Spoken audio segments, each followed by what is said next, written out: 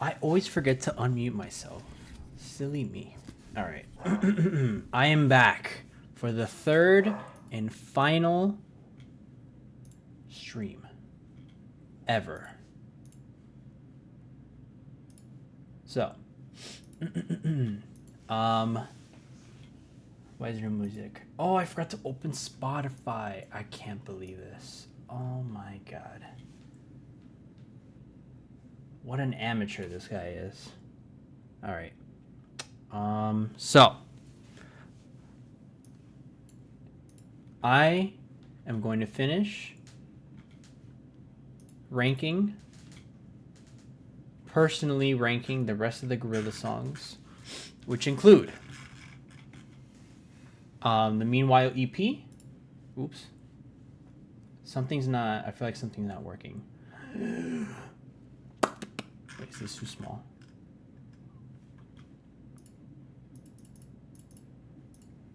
Let me just keep it at that. All right. So, this is where we're at right now. I finished ranking Humans Super Deluxe as of last stream. And I don't have Twitch open. This is what I was going to say. I forgot. Last stream got annihilated. It got completely blocked globally. It got blocked globally, and I haven't even checked if editing, or not editing. Well, yeah, pretty much editing. I put YouTube to completely mute out the... No, it's still blocked. Damn.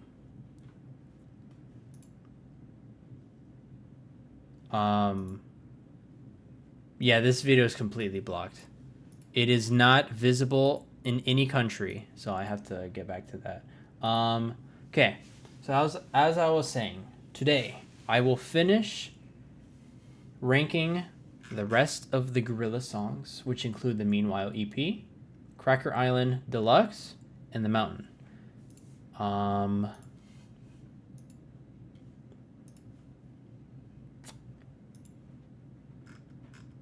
I should really have music in the background, but I don't, because I'm a noob. There's a new CS2 update that I must check really quickly. Never mind. All right. So I'm trying to determine which screen looks better. Probably the other one. No one wants to see my face. All right. So I have to get in the mood. Oh, right. I forgot. Pokemon Go is here on the open in the side because I'm going to be catching freaking Meltan while I'm talking. So ignore me or ignore this. I was supposed to do this earlier, but I forgot to. So I'm going to be doing it while I stream before I forget. So, Meanwhile EP. I will be listening through... Well, honestly, I probably shouldn't even be going through these one by one because last stream just got completely muted. But I feel like it's for my own good. I need to refresh my mind. I need to be completely equal and fair to rank all of these. All right. So Meanwhile EP. Meanwhile, all of the tracks from the Meanwhile EP are pretty good. There's not much I could say about them because I just recently found out about them. Yeah, I know. What a fake fan. I know. I am a fake fan. Oh no, why did I do that? I left the Go Plus on. Bro, if the first one was shiny, okay. If that could have been a hundo right there. Anyway, I'm not gonna harp on it. The Meanwhile EP is good, but the thing is, I don't know what it is. Let's do a quick search of what the Meanwhile EP is. The Meanwhile EP was something that released before, after Song Machine, and I did not find out about its existence until apparently it released in August of 2021. Meanwhile EP is an extended play by English virtual band Gorillaz, released on the 26th of August 2021. The EP was released as a celebration of Notting Hill Carnival in London, England. Look at that. It was a celebration of Cosmo. Or I was going to say if the first one was Shiny, that would have been really funny. Yeah, so it's just a concert celebration that went unrecognized by me for, I'd say, probably 2 years, which is very sad to say, but yeah.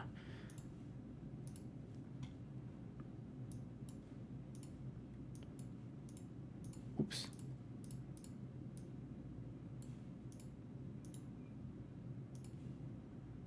Trying to determine what is loud and what's not. It's not even playing any noise.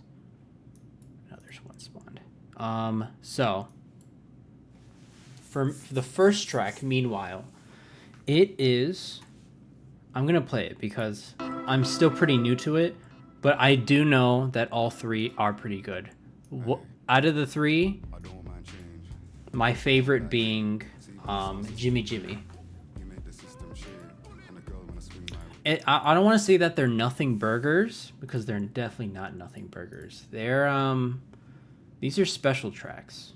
These aren't even supposed to be like full-fledged releases. These are just some I've seen consider this like bonus tracks to Song Machine, which to a certain point I could see it, but they're not. It wouldn't make sense to treat them like Song Machine, like a part of Song Machine, and they shouldn't be. So I'm not going to treat them like Song Machine. I'm going to treat them as its own album, which a lot of other people do consider. So, Meanwhile, I feel like it's not fair to rank this, but it is new. New. What I mean by new is like 5 years old, which is crazy to think about, by the way. Something from 2021 being new, unheard of. I should just have it playing in the background. Meanwhile, it's definitely in the playlist, but do I consider it a jam?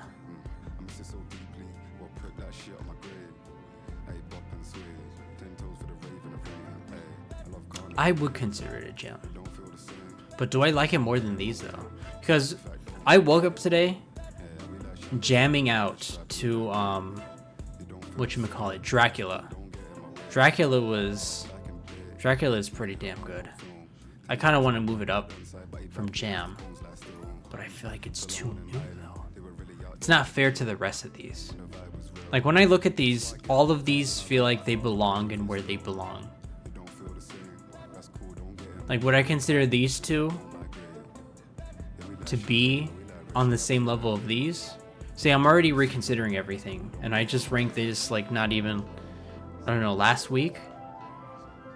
I feel like I'm gonna have to reorganize this whole thing. I do like Meanwhile. I do think it's a gem.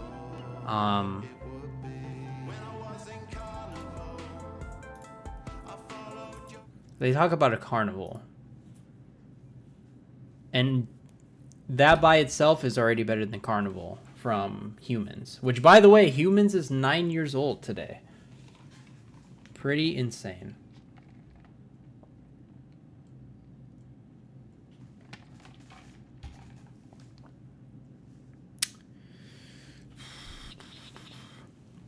Yeah, Meanwhile is a gem because I say Meanwhile is a gem because Jimmy Jimmy is so good. I love Jimmy Jimmy. Jimmy Jimmy, there's pressure on you.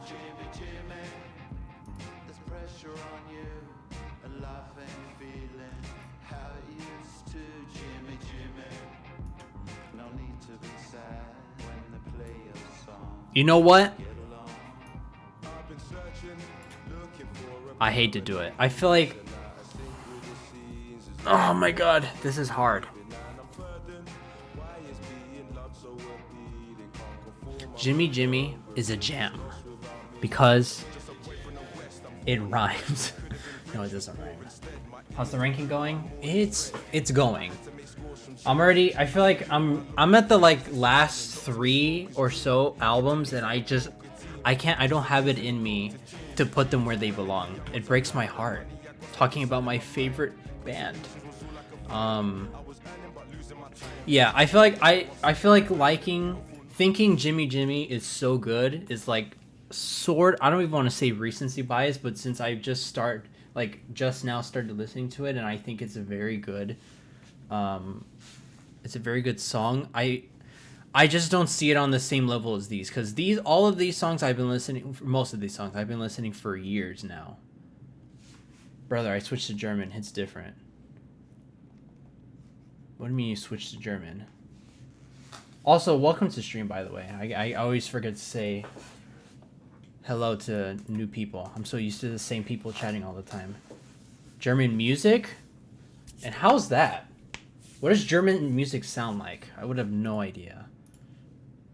I'm sure they have their own mixing over there. But at the same time, Gorillaz have dipped their toes into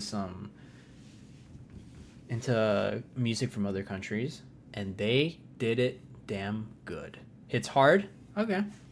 I will take your word for it. Anyway, so yeah, with that said, I do think Jimmy Jimmy is a jam. I wouldn't consider it as good as these yet. Again, my mind changes a lot, so I wouldn't consider it on the same level as these. So I'm just gonna keep Jimmy Jimmy at jam, and then meanwhile in the playlist, because I know that they'll climb up their way eventually. Now, Deja Vu is different because it's a live performance. The other two, to a certain, this is like a straight up live performance, and this one is a jam. I do like it more than Meanwhile. Yeah, I think I'm pretty comfortable with that. One song in German I could recommend is Handy by Zenzuri. I'll give it a quick play.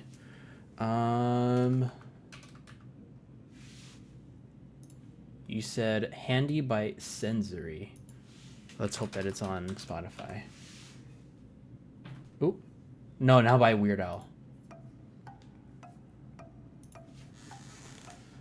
The Zenzuri guy. He has 1.1 million monthly listeners.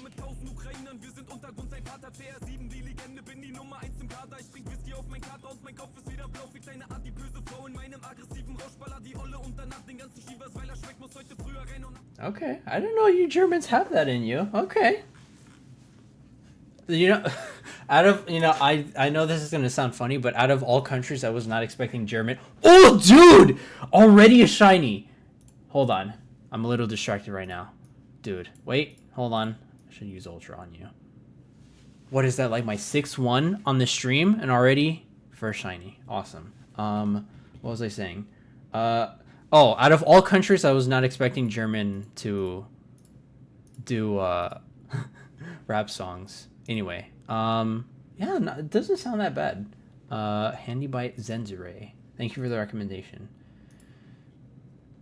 I migrated to Germany a couple years ago. Oh, cool. Where are you originally from? What made you migrate over there?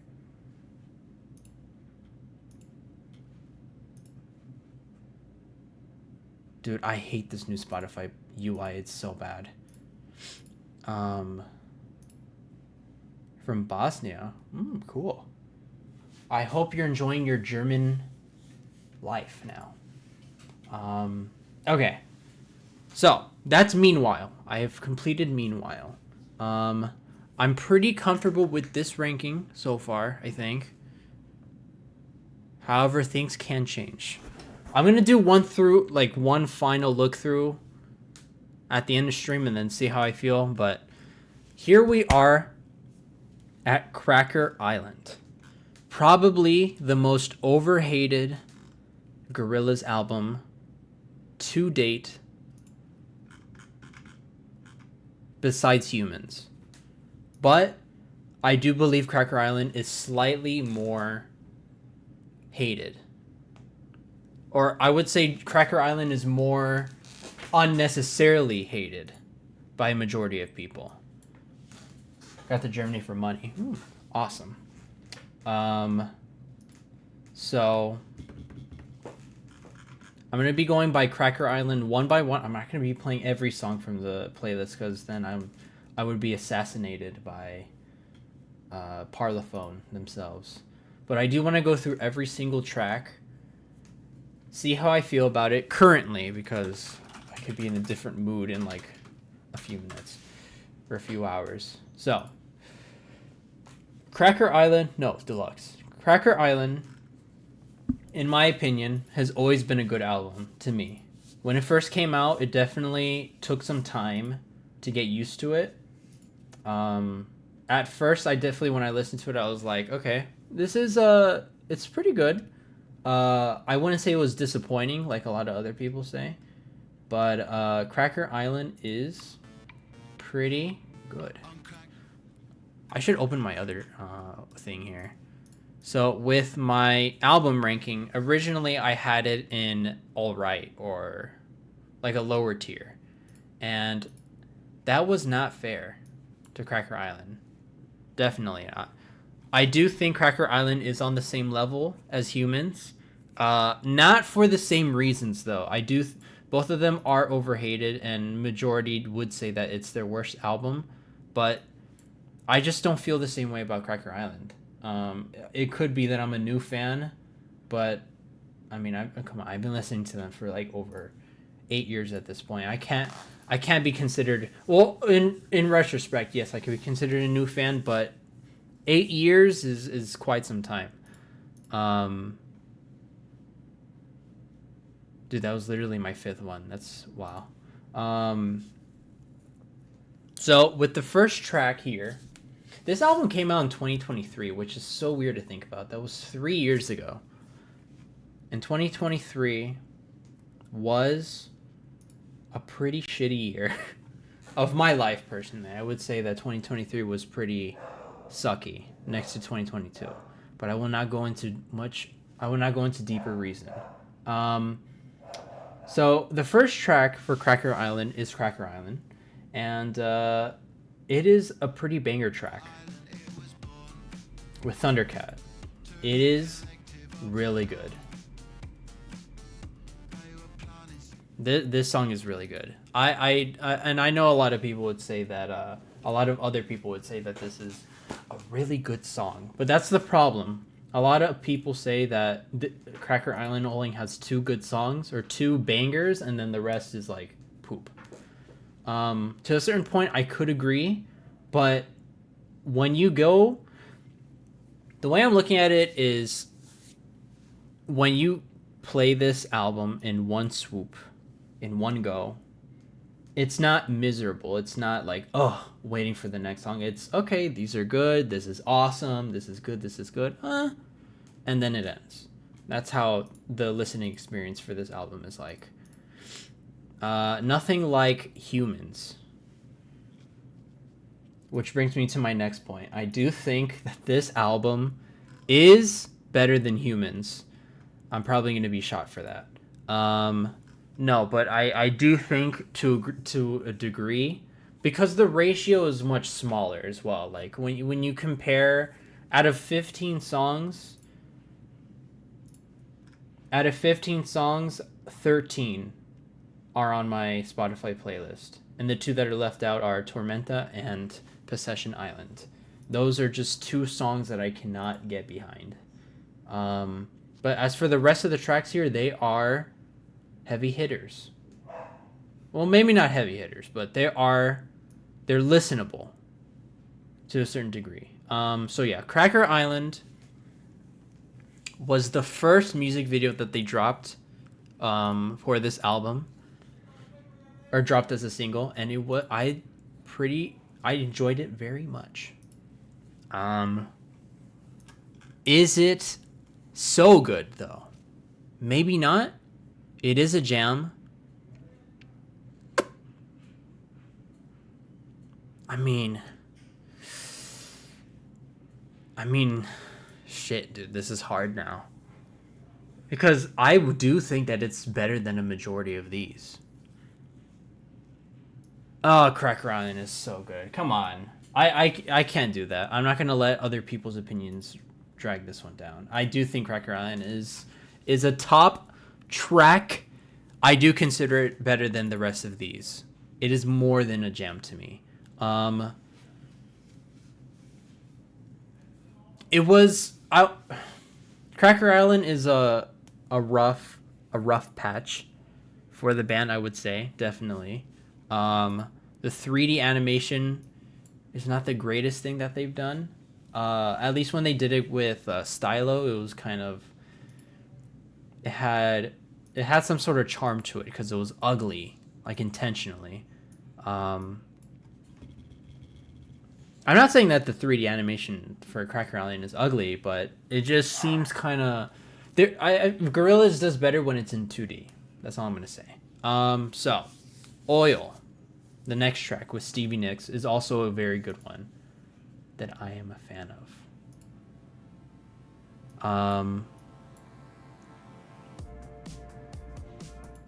It is lower compared to the rest of the songs here. Yes. Oh, that's crazy. The Tired Influencer is the least listened to track on here besides Possession Island.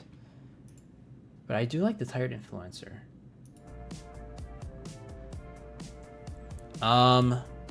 Straight away, I know where this is going. It is a jam.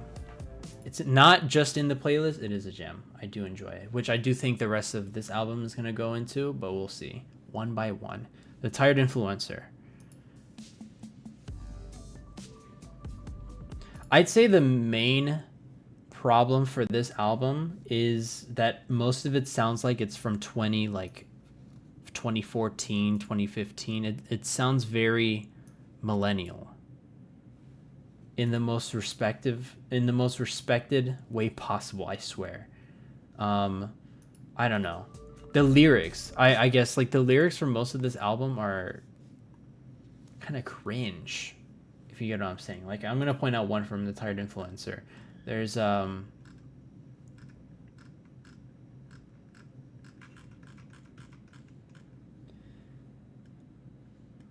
always keep you close beside me. I mean, that's just a small example. I know there's another one here that I'm trying to look for. I think the whole thing, that's the problem. The whole thing with this album is that it's like Vine. It's like Vine if it was an album. It's like I'm describing it terribly, but if you understand Gorillaz and you compare this to the rest of their albums, this is more like, I don't know, I'm trying to find the word for it. It's like gimmicky? I feel like that's not the right word.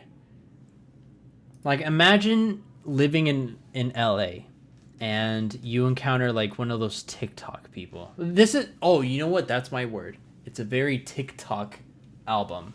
And I do think that that's the way they were going with it. I do think that's what they were trying to go for. It sounds very TikTok-y. And if you don't know what TikTok-y means, it's like very modern, very, I don't know. It's trying to like fit in. It's very techy. It's very like phone related. Everything relates to something that's like that everybody knows about. Like, it's something that you would find trending on TikTok. Everything I'm saying right now doesn't make sense. In short, Cracker Island was an album that was trying to do something and it didn't work. Like every bad album. I'm really struggling to find the words to describe this today, but I just can't find the words. I know that there's a word out there, but I just can't come up with it right now. Anyway, Tired Influencer. It's In the playlist. It's in the playlist. I don't think it's better than these. It's just in the playlist. I've listened to it quite a bit of times, but it's just one of those songs that I'm more likely to skip it. But yeah. But the next one, however, Silent Running. The second and last music video that they did. Wait, what? The second to... Wait, hold on. Baby Queen has a music video? Wait. No, that's a visualizer. Okay, I was gonna say. I did not remember Baby Queen having a music video. So, oops. Dude, I'm all over the place today. I'm not doing anything right. Okay. Silent Running with Adele Omotayo. And this song is indeed a banger. It is so good. This was stuck in my head for days after listening to it. They knew that when they came out with these two for music videos, they knew that these two were going to be the biggest hitters. I mean, besides that, New Gold. This is the number 1 track from this album. This is my personal favorite. This one, I mean, I shouldn't even have to explain it. It's the long-awaited collab with Gorillaz and Tame Impala, and then also Booty Brown is in there as well to boost things up.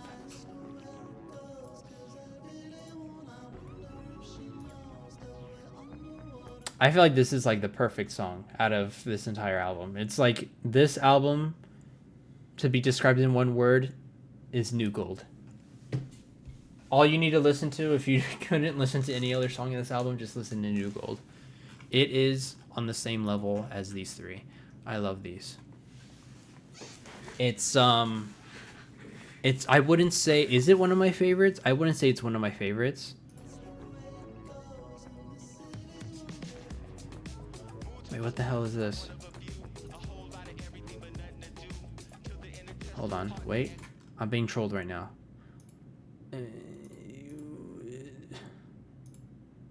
Wait, really? Oh, I didn't know I did that. Okay, so yeah. Apparently, I did add it to my liked songs. But with that being said, I do think it's on the same tier. I mean, it's slightly better than these two, but not enough to be considered one of my favorites.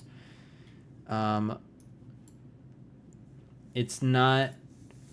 None of the tracks from Cracker Island are like, oh my god, this changed my life. These three are just, they're so good. That's just about it, unfortunately. Now for New Gold, I mean not New Gold, Baby Queen. Baby Queen is a weird one. I don't want to. I feel like saying this is like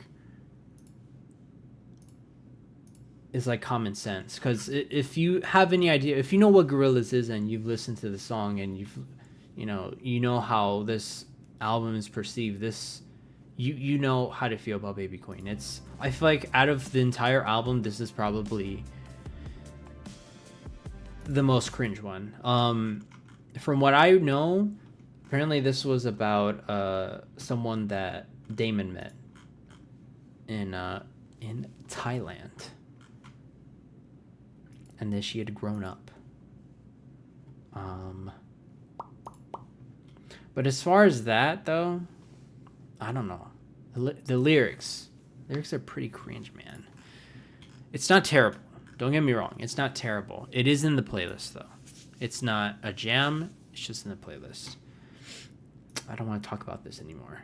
Tarantula. Now, Tarantula is a new one that I've started listening to.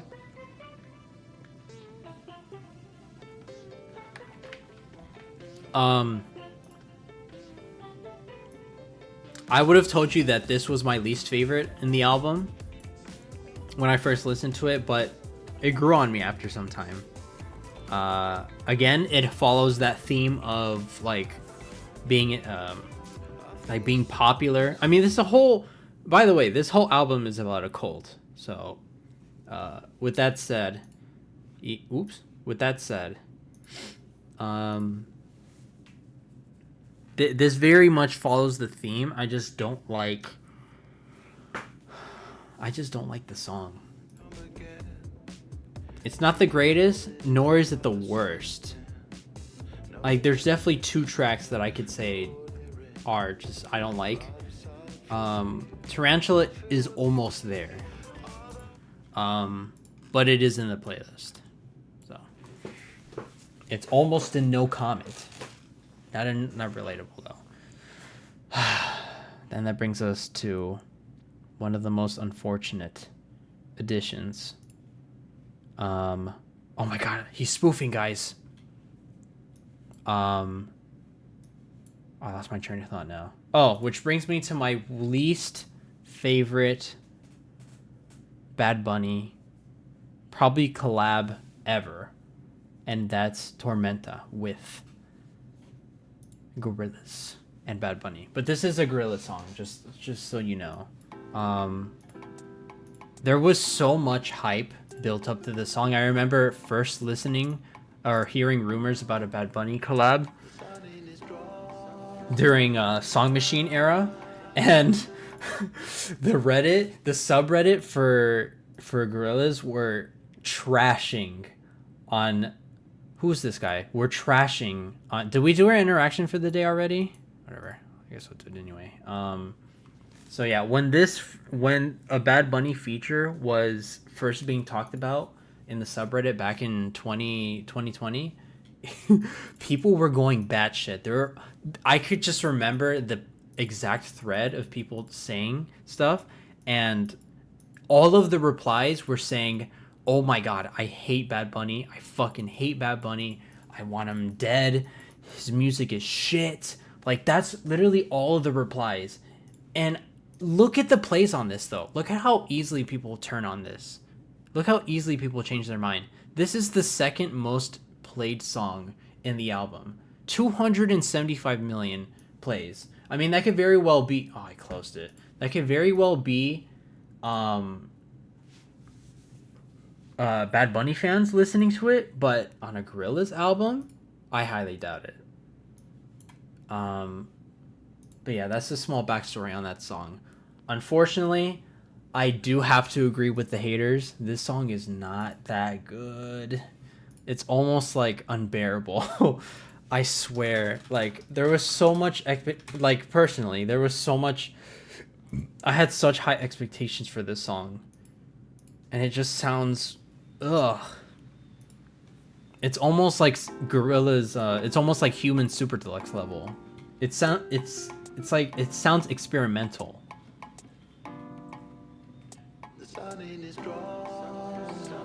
So disappointing, man. I feel like... Okay. I said this the previous stream. Gorillaz, Damon knows how to, like, mix together with Spanish vocals and lyrics, and he does that so well. Perfect example is the Manifesto. It is just perfect. The Manifesto... I'm going to get onto the Manifesto. I don't want to talk too much about it. But the Manifesto is a perfect example of, like, literally 3 different cultures being mixed into one song. It is just chef kiss. It is beautiful. When is Chicago? Chicago is in 40... I have it right here. Chicago is in 40 days.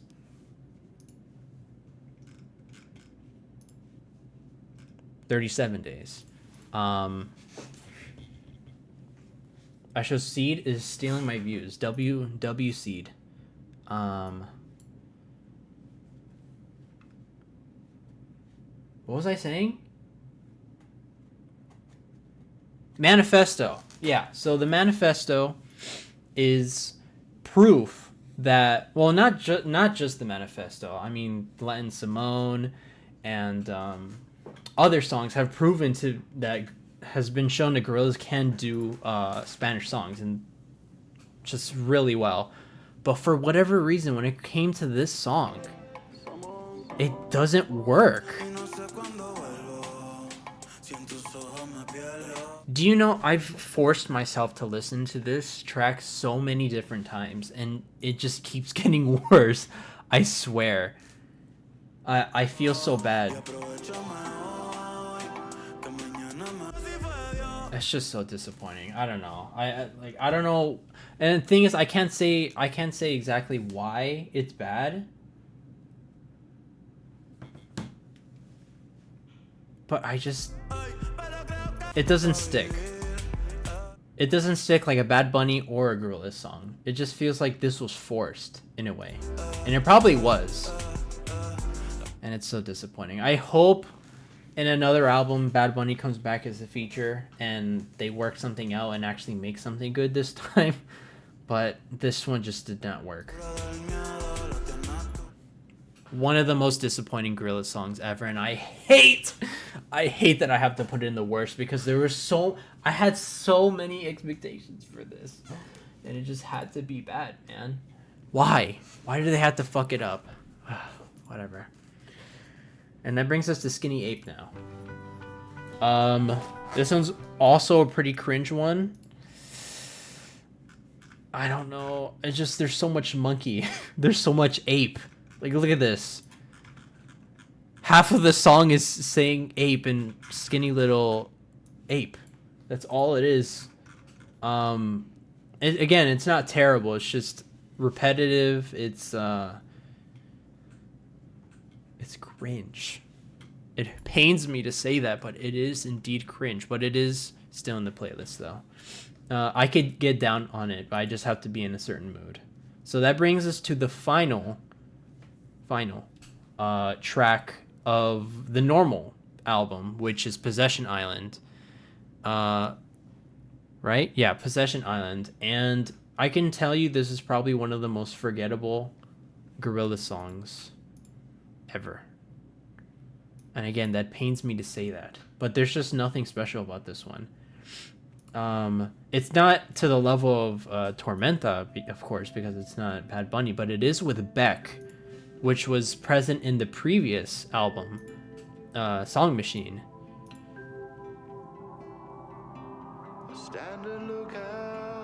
I don't know. I feel like this whole album is like, it's average to like almost, I don't want to say bad, but it's almost like mid. And I could see why there's a lot of hate for this album. But again, due to recent times, I do think this has gone up a little bit. And I do think people are giving this album more of a chance. And more people are warming up to it. But I can say that I've always been a defender of this album. And I still am, even though I'm trashing it right now. But I'm just saying in the grand scope of things, yeah, it's not as good as the rest of the albums, obviously. Possession Island is not significant enough to me to be anything. It's not the worst. It's just, it's not good enough. It's not good enough for me to have an opinion on it, basically. It's also not a good closer either because it's just not.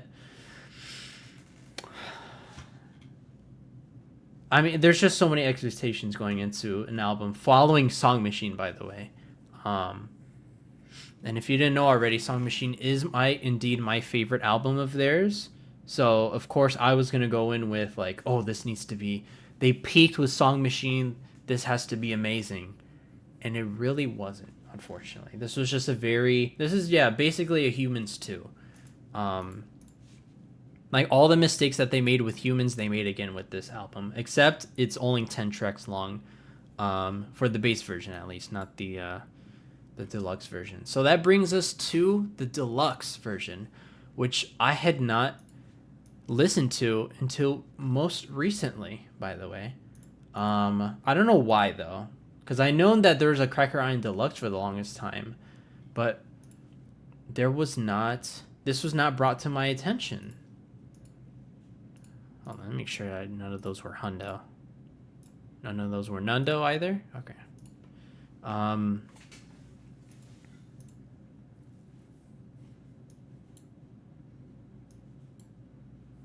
Yeah.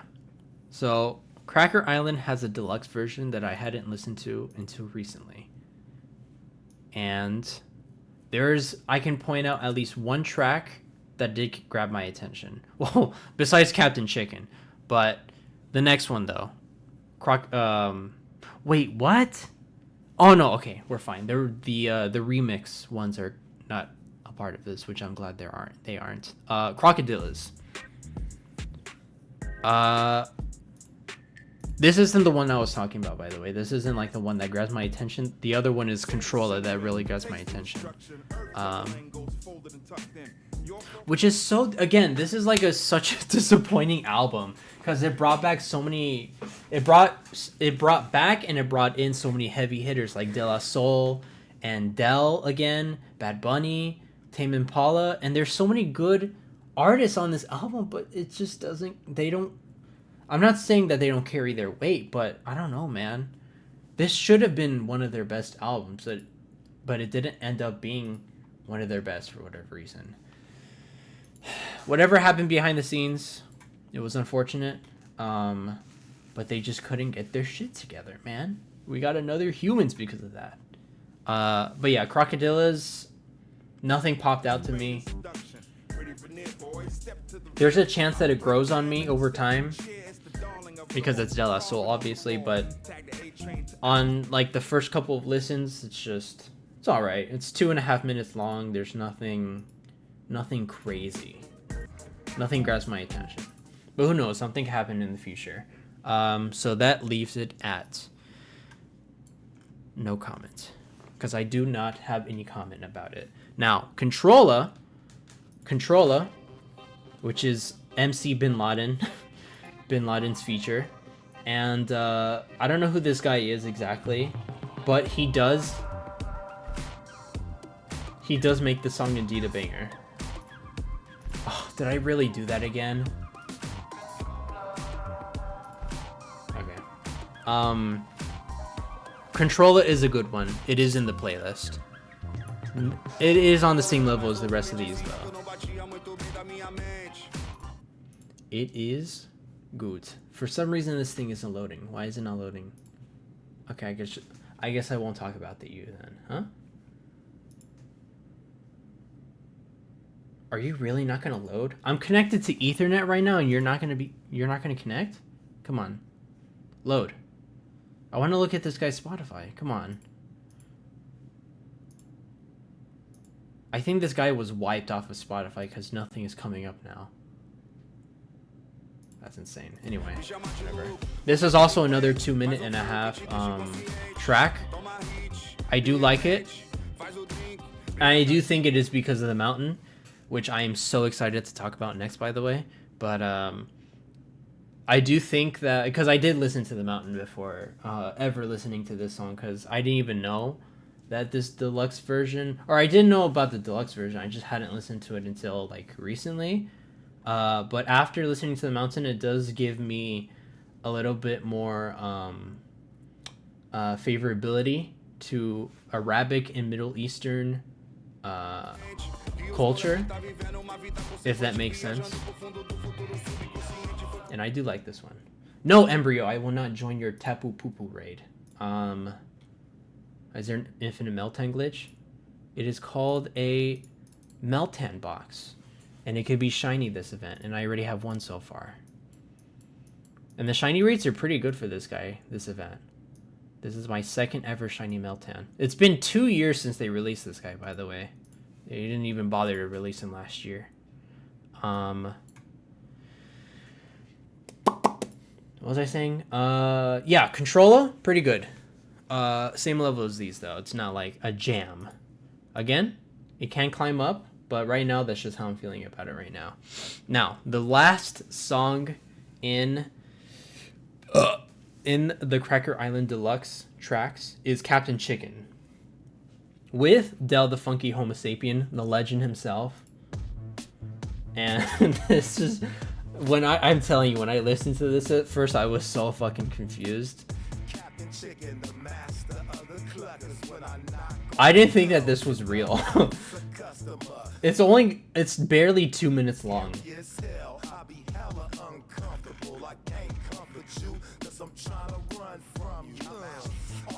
I swear to you, this would have been like one of the top contenders for, like, this is an experimental album. Like, this is an actual song that they consider putting out.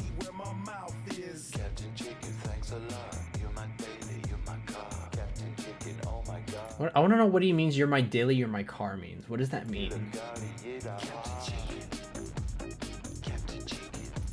Captain Chicken. Yeah, it's not in. I have no comment. I have no comment about this song. They brought back Dell just to do that. Whatever, man. All right, now for my most exciting, and I've been waiting 2 months for this moment. I've been waiting 2 months and a half. No, actually, literally 2 months. The album came out 2 months ago. 2 months and a day ago, The Mountain had released. And I've been waiting so long to talk about this album. This one is so good. I already talked about it when I was ranking my albums, all of their albums, but I kept it to a minimal because I wanted to talk about each individual song one by one, because every single track on this album is so goddamn good. I cannot express it enough. This is definitely top 3 Gorillaz album, easily. And there is some lore to this. There is some backstory to this. So the 2 creators of Gorillaz, Damon Albarn and Jimmy Hewlett, it just so happened to be when they were writing this album that both of their fathers died. Even crazier, they died within 10 days of each other. Can you imagine how sad that is? So I could only figure that that's what drove them to make this album so emotional and better than what it was going to be originally. Because, I mean, this album is, I can't remember the number. I think this album has like 7, I gotta look it up. Mountain total, I think it's 7 languages total that are featured on this album. It's English, Spanish, Hindu, Urdu, Arabic.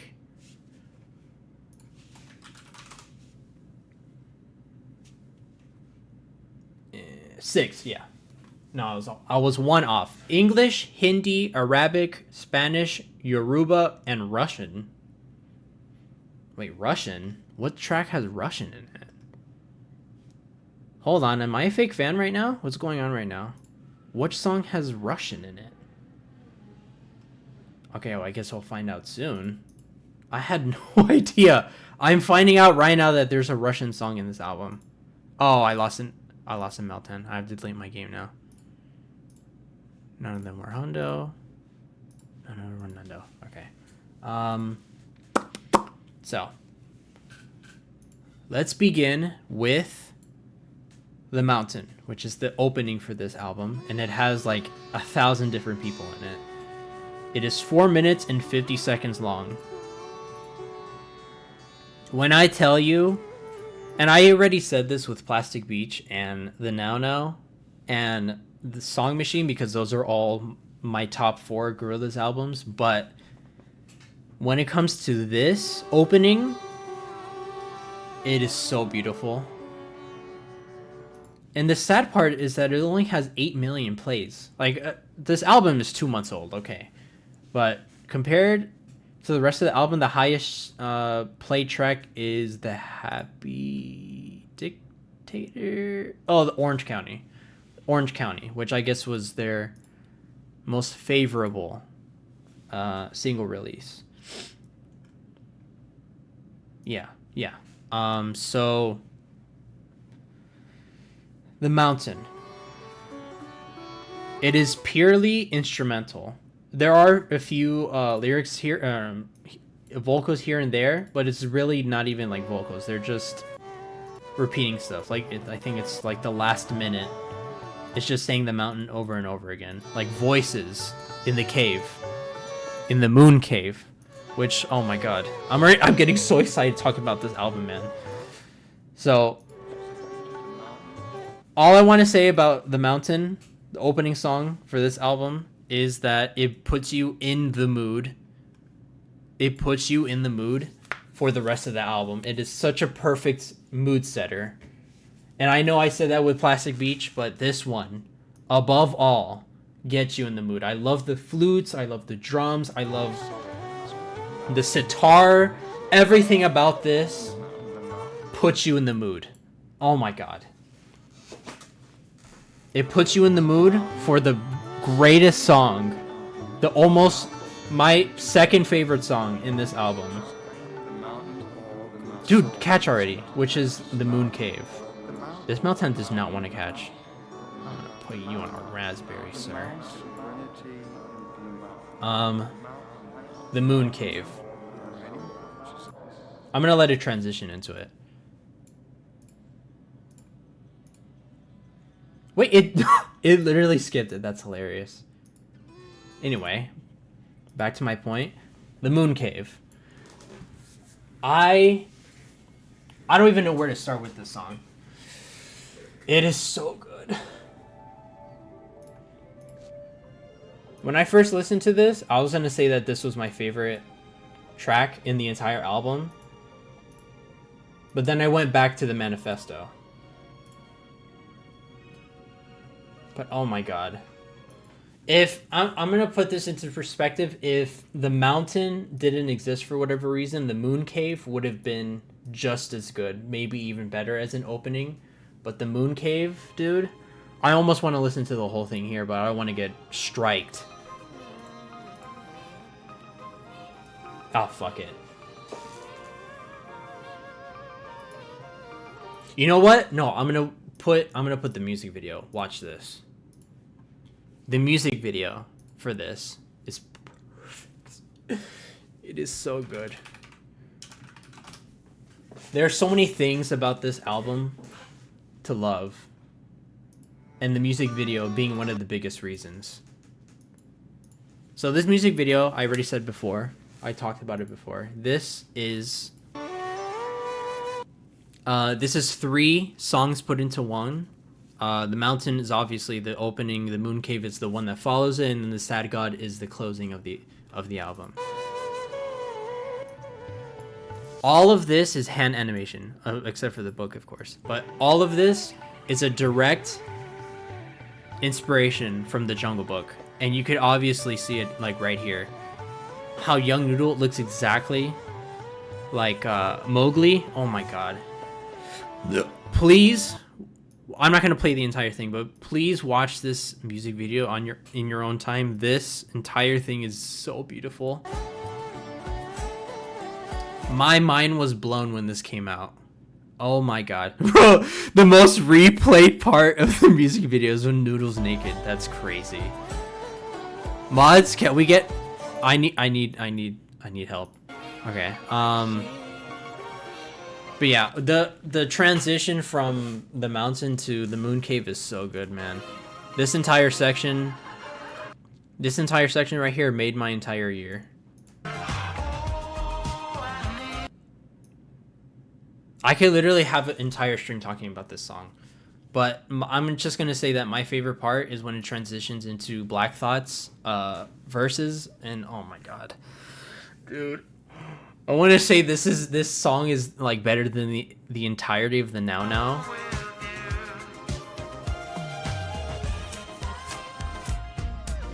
The whole animation section of this part, dude. It is so beautiful. I really wish I could play the whole thing, but I don't want this stream to get nuked, man. The animation, though. Come on.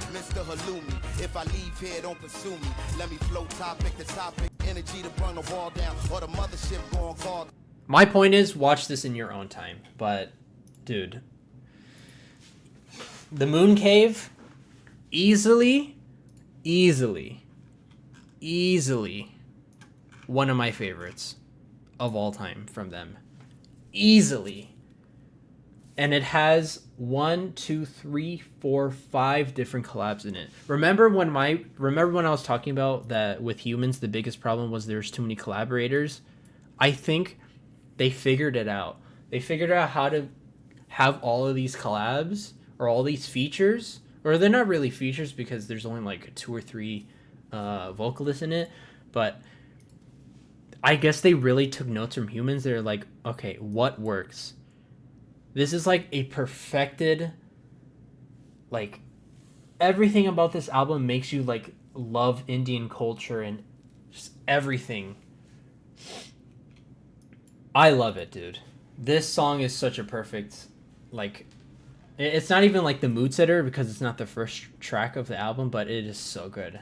It's so good that I can't find the words to describe it correctly. From the music video to the rap part, I mean, I can't believe it makes you like so angry to think that there's people that just straight up skip the rap parts of Gorillaz songs. Those people deserve to die, by the way. Anyway, so that brings us to the Happy Dictator, because I know if I keep talking about the Mooncave, I'm gonna be here all day. So that brings me to the Happy Dictator, which was their first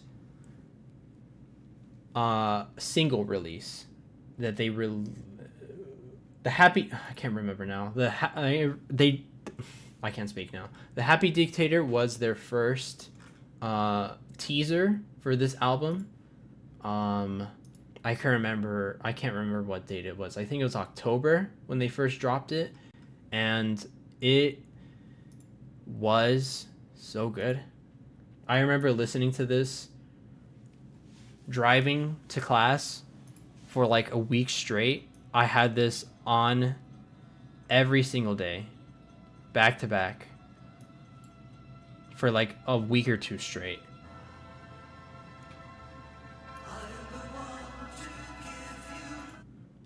It's really good. It's really good. They put something in this album. They put like some sort of chemicals in this. They put like some snake oil, some snake oil or something to make this album so good, man. The Happy Dictator. Where do I want to put it? I wouldn't say it's one of my favorites, because I mean, there's another song on here which I've already hinted at being one of my favorites. It is not. It's really good. Don't get me wrong. Is it so good? It is so good. Oh man, dude, this entire album goes in so good. The entire album goes in these two, by the way. Just spoiler alert. I'm not gonna put it any other way. But then we get to the hardest thing. So this is the hardest thing. Pun intended. This is basically an interlude, kind of, because it's 2 minutes long. So I almost want to say it's not rateable, but I've listened to it enough to say that it is good on its own. But when you look at the lyrics, this is it. It's only like barely a scroll. So it's almost and not rateable. But it is indeed a jam. It is up there with a mountain. It serves as an interlude. It is an intro. Or I mean, it's along there with Mountain like being a good enough intro that it does count, and I will listen to it on its own. Which I know is a little unfair. A little unfair to Demon Days, but it is what it is. But I want to say a small note. I wish, for whatever reason, I can't remember how long ago it was. I think it was like a couple months ago before this album release, they decided to release this and Orange County back to back. And that made it where it wasn't like emotional enough to like hit me in the feels, if that makes sense. I know that this, along with Orange County, is about dealing with grief, which obviously, again, is the whole point of the album, of like the afterlife and dying and dealing with grief and all of that. My complaint is that, again, I would say that this is an almost perfect album, but I just don't like that since I was like practically like following everything about this album as soon as it came out. I wish that they didn't release this part of the album. I wish they had kept Orange County like locked behind. Maybe release the hardest thing on its own as like an interlude, but also that kind of would have not made sense. I think I feel like Orange County is too important to this album to have been released so soon before its release. If that makes sense. I really wish. What I'm trying to say is that I wish they didn't release it as a single before that full album came out. It should have been like a full-on surprise along with the Moon Cave. Like imagine if the Moon Cave was released before everything else. That would have not made any sense. I wish they just it doesn't make sense to me. I wish they didn't do that. It doesn't take anything away from the song. It's still pretty damn good. It's really catchy. I love the message. I think a lot of people are saying that this is their favorite of the album. I could definitely see why. It's not my personal favorite in the album, but it is so good. It is indeed so good. I love it. I listen to this album every day since its release. So yes. Then that brings us to The God of Lying, which is another one that they released before this album fully came out. And I've seen a lot of people say that this is their least favorite of the album, which is so unfortunate. It's not that bad, guys. It's really fun.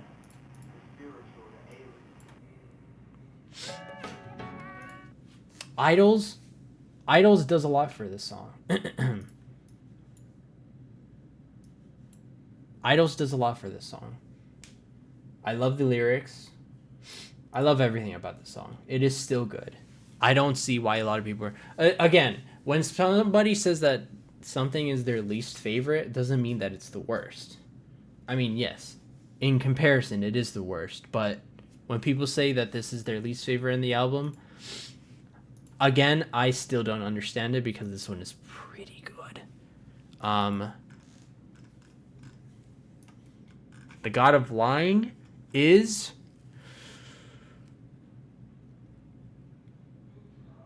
It is so good. Besides these two, I mean, every other song I'm telling you is going to be in these two categories. It's not going to be any other way. I've listened to these songs for the past 2 months. Again, let me remind you, I've listened to every single song in this album probably more than 100 times at this point. So I have fully fallen in love with this album. So I am very biased when I say this, that every song here is in these two, besides, the interlude and the intro. But then that brings us to this song, The Empty Dream Machine. Something interesting happened when I first listened to this song. It was a very peculiar experience. At first, I can't believe I'm saying this, but at first, I didn't like it. I didn't like it. I think that was my last meltdown. Yeah. In last stream when we were going over all of the Super Deluxe songs from Humans, I made it a point to say that 2D with autotune does not sound good, and I do still believe so. I feel like Damon Albarn is such a good singer that he does not need autotune to any extent. So when you get to the hook part of the song,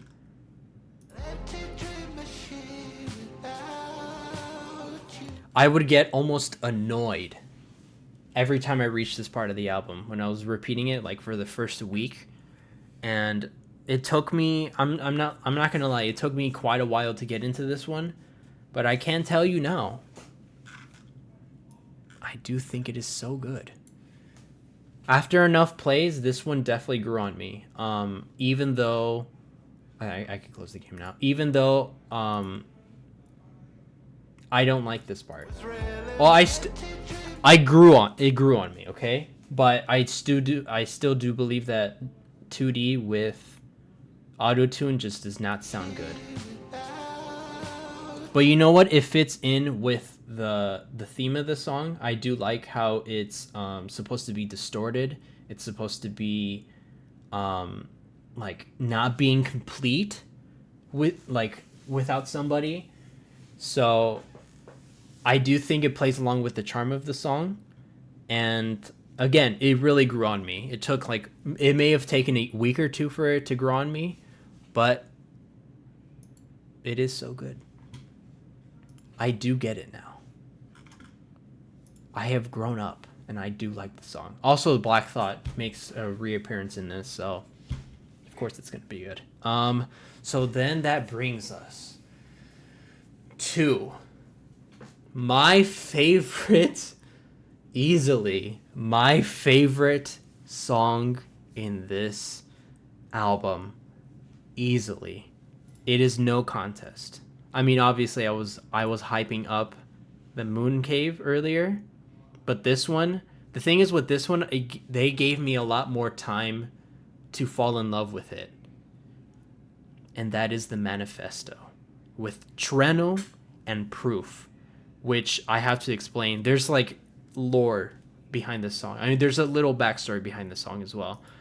It is. Let me keep in mind. Let me tell you guys something. I like long songs. Stuck in the Drive-Thru with Weird Al is 10 minutes long, and I get down with that shit every time it comes on. I never skip it every time it comes on when I'm listening to it on Spotify. Never ever have I skipped a long song before, because I fucking love long songs. If it goes beyond 4 or 5 minutes, you have me. I instantly fall in love. Oh my god. I'm telling you, I don't know what it is. There's something addicting about long songs that you could literally put it on, and whatever it is you're going to do for the next 5 minutes is going to be an enjoyable experience. And that is the exact experience I have with this song, with the Manifesto. I cannot express enough how much this is my favorite track. And coincidentally, I think they did it on purpose, but it is literally the halfway point. It is literally the peak of the mountain. It is literally halfway through the album. It's like they planned it perfectly. This is the peak of the album.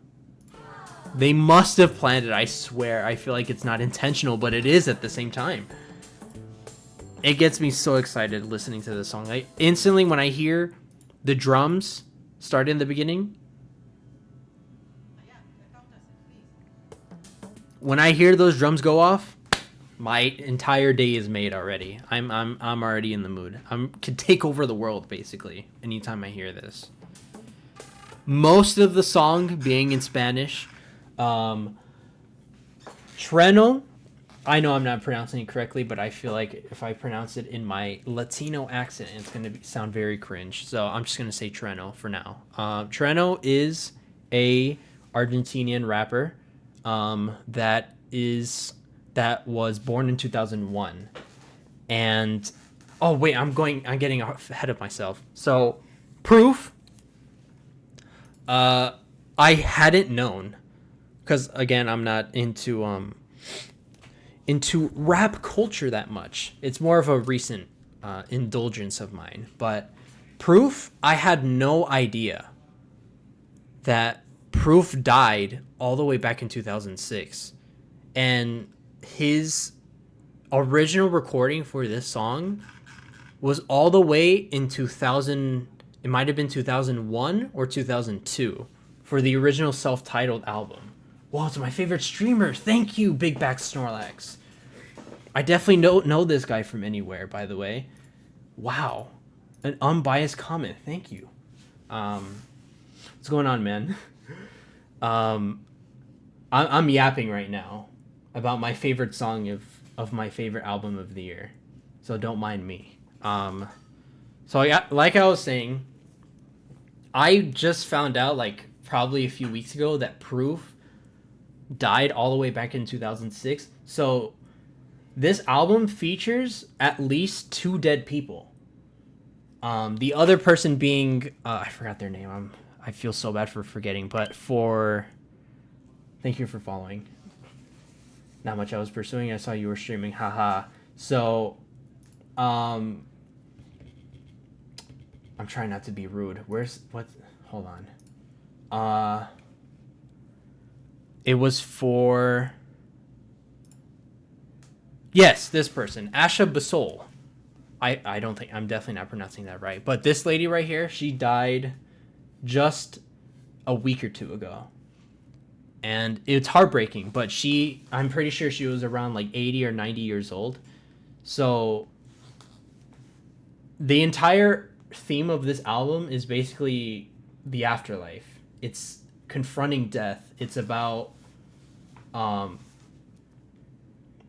it's not about letting death take you, but it's about more about accepting it, and it's about overcoming grief. So the fact that there's more than like 2 people that have passed away in this album makes it even more special in the most respectful way possible. I know that sounds so bad, but I swear I mean it in the most respectable way possible. I love that this album has been made even more special because there's people that are dead singing in this song, and I'm trying to make that sound better, but there's just no way for that to sound correct. I swear, I'm not trying to be disrespectful. So for that reason, the Manifesto is one of my favorite songs of theirs ever. The Treno is just so good in his part of the song. I love his Argentinian accent. His rapping just wraps the entire song together. Again, I was talking about her earlier how Bad Bunny's feature in Cracker Island was very disappointing. I literally hoped when listening to this song, I wish it was Bad Bunny instead. I'm like shitting on Cracker Island so bad in the stream, but I swear I like the album. But yeah, the Manifesto is basically like the perfect idea for what I hoped a Bad Bunny feature would be. I guess that's sort of why I see so much love for this song, is because that's what I wanted Tormenta to be so bad for Cracker Island, but it never happened. Anyway, it is indeed one of my favorite songs in this entire album. Again, I could spend like literally an entire stream talking about this song. And I knew as soon as, like, when they released it as a single, like months before this album came out, I instantly fell in love with it. I spent my entire morning drives to class listening to this back to back. I would even listen to it during class. I would not even listen to my professor. I would be listening to this song instead. That's just how much I loved it. And again, I feel like it's just so perfect. It's so perfectly put together. The fact that it's halfway through the album, there's a person that's passed away in the song that ends it off. Well, not ends it off, but is halfway through the song. It's 7 minutes long. There's so many things that make me love it even more. So yes, one of my favorites. The Plastic Guru.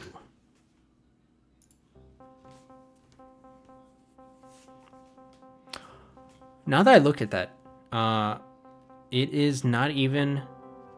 Well, again, this album's only like 2 months old. I don't know why this is surprising to me, but it's almost at 5 million plays. And it's one of the lower, well, I guess compared to these, but... I'm basically going to be putting these all in So Good or favorites. The rest of the album, easily. This record is perfect, man. There's no other way for me to put it.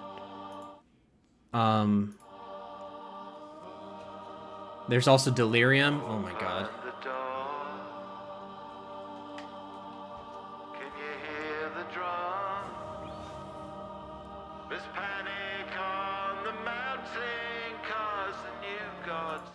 Now, I'm not gonna lie, Delirium was sort of an odd one to me at first. I'm not gonna pretend to say that I loved it as soon as I listened to it. It definitely took some time to like it. But when you get to this part, when you get to Mark E. Smith saying Delirium,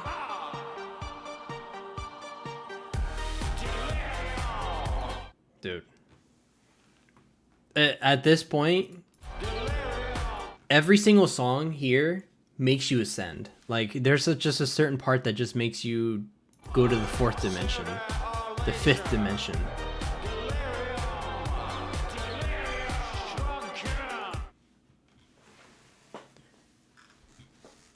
I can't express enough how many times I've fallen in love with this album over and over again. Like, every replay is just like a new experience. So I'm just repeating myself over and over again with every single one of these. Delirium is... I almost want to say it's one of my favorites, but that means that it would be on the same level as these two. And I don't think it's there because the next one, Damascus, is one of my favorites. Easily. With Omar Soliman, I think that's how you pronounce it, and Yasin Bey, aka Mos Def, if you didn't know. And I didn't know, apparently, that Mos Def retired from music. So he's been going under his government for some time. But yes, this is one of my favorites. I love how long it's 4 minutes long. I love how it literally like takes its time building up, and then it's just an instant jam. Yeah, it's literally a minute of build up. I think besides the manifesto, this song is a perfect adaptation of 3 different cultures. It's like, dude, this entire album made me realize like how much of a musical genius Damon Albarn is. Like, how can you listen to this and not think the same? Dude, it's literally rap and then Syrian music at the same time. Mind you, I have no idea what this guy is saying, but whatever it is, I agree with. It is so good.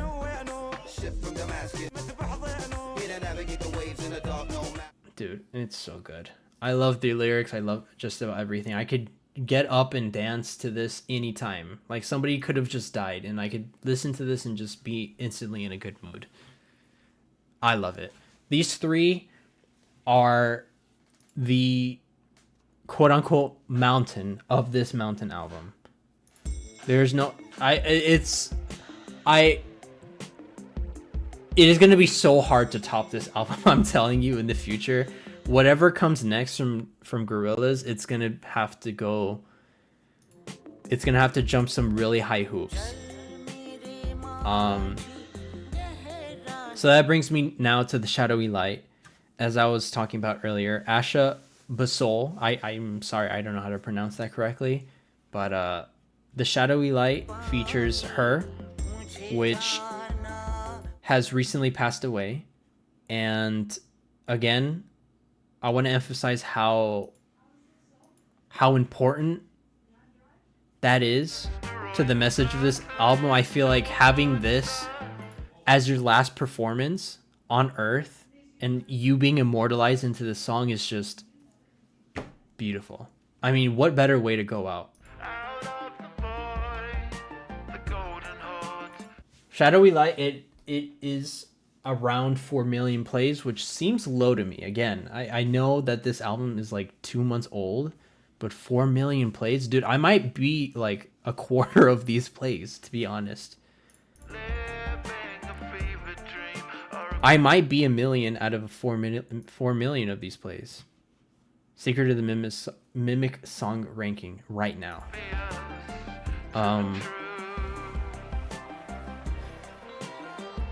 Like, I'm so nervous talking about this song. I feel like I'm not doing enough justice right now.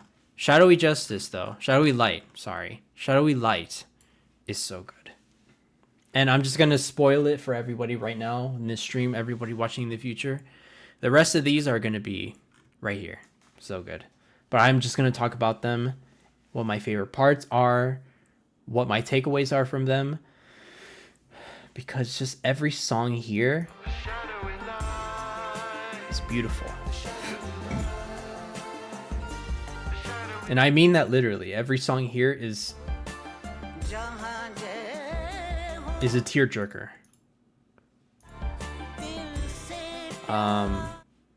So I looked up what her lyrics meant the other day. Let me pull them up. I looked up what her lyrics meant the other day. And again, this is like a cherry on top. The fact that she was 92 years old. This verse right here. This is who's singing this part of the song right now. She was born in 1933 and just died 2 weeks ago, 2.5 weeks ago. She was 92 years old. Holy shit. So, oh, I was going to pull out the lyrics.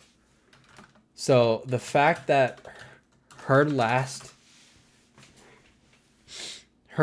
performance are these lyrics. Look at this. Oh, come on. You didn't... Genius. What are we doing here? Come on.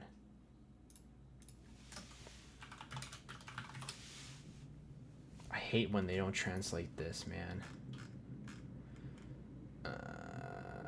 Oh, here we go. Look. So, these are her lyrics right now. Right here. Let's go, my boatman. The water is deep.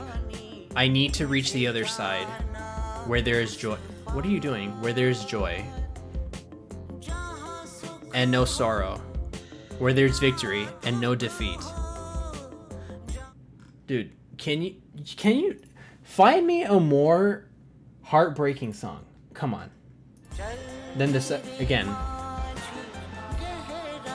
Half of this song is her talking about going to the other side, dying, accepting her fate. It's heartbreaking and it's beautiful at the same time. The fact that this is her last ever song recorded, or who knows, maybe there's more that she did behind the scenes, but the fact that this is like currently, that she died 2.5 weeks ago, that is her last, like her final message to the world. Come on. I think that's awesome.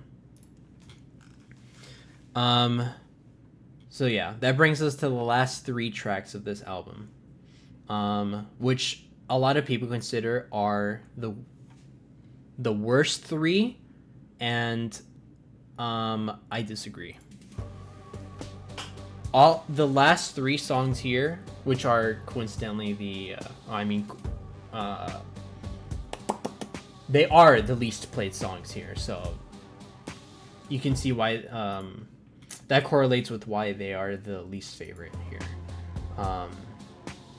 The other way around, I mean. But Casablanca is really good. I love the lyrics to this one. The one thing that you could take away from this album is that the lyrics are very meaningful and all of them are good. Like, they mean something. They're easy. I wouldn't say they're easy to dissect, but they are easy to a certain point, they're easy to interpret, and they actually mean something. And I do love every single Every single lyric put into these songs are wonderful. I'm running out of words. But with that said, it is still so good, man. There's not a single drop-off point in this album. I mean, come on. What were you expecting? This is my favorite album of theirs that they've dropped in recent times. We came from Cracker Island. We survived. What more can I say? It is so good. I love Casablanca. It is really good. Then that brings us to the Sweet Prince. And I would say that this is the weakest track in this album, but that means little to nothing, because just because it's the weakest doesn't mean that it's terrible or bad or even mid or even just all right. It is still very good. I still get down with Sweet Prince. It took a lot of time, yes, for me to get used to this one, to like start liking it, but after understanding the message and the theme and the lyrics a little more, I do enjoy this one now. I can never see myself skipping a single track from this record now. And this was the last one for me to like finalize that this album is literally perfection. Besides, I already talked about this, but I guess now that I'm finishing up my rankings for these songs, this is, in my opinion, a perfect album. Next to the Now Now, next to Song Machine, those three are my top three, officially. And it's been 2 months as well, so I could proudly say that, yes, those are my top three albums. And then that brings us to the closer of this album, which is The Sad God. And this is another one that is just unskippable. It's so emotional, it's sad, and it's almost a perfect closer to this album. And I say almost because the Sukai exists, but that doesn't mean that this is any worse. I'm just saying that, in comparison. But this is a very good ending to this album. I gave you love to fill Oakland. And I'm so happy when I see edits on TikTok about this song, like seeing animations along with the lyrics. I love it. I love seeing that. It brings a smile to my face every time. Now, I don't know if there's going to be a deluxe version of this album, but if there is, it's not like I'm going to change my opinion on this album, but it's whatever these deluxe tracks are, which, by the way, I don't even know what. I think these are unreleased, but if they do come out for deluxe tracks in a deluxe version soon, I will come back and I will rank them. But for now, I feel like this album is too important right now for me to change my opinion. So I'm just going to keep these next ones unranked, but it is so good. And that brings me to my conclusion. This is my official ranking of every single Gorillaz song ever made. Up to date, April 28th, 2026. 2 months post the Mountain full release. This is every single song by Gorillaz ever officially released. Ranked by me, in my opinion, in my personal ranking. Do I want to go through every single one and expand and elaborate? Yes. Will I? Maybe not. Because I feel like I'm repeating myself. Like, nobody wants to listen to me. Period. Like, nobody wants to listen to me, period. But nobody wants to listen to me elaborating on my favorite Gorillaz songs. Who would want that? I am pretty confident in this ranking. I feel like these are definitely the worst. These are definitely the worst. Yeah, I would say I'm pretty comfortable with all this. I did go back in between streams to change little things, and I might do it again after this stream. But as of right now, these are my top, what is this? 1, 2, 3, 4, 5, 6, 7, 8, 9, 10, 11. These are my top 20, 21 Gorillaz songs. I hate that it's not even, but oh well, what are you going to do? I'll go over my top 20. I feel like now that I've done... Oh, man, but should I? Let's make things a little interesting, no? Let's rank my top 20 Gorillaz songs. Let's see. Well, really, it's 21, but is there one that I would bring down? I mean, there's an obvious winner why... Who is my top... I almost want to bring the Lost Chord down because it's a more of like a Lost Plastic Beach song, but is that really fair? It's not fair.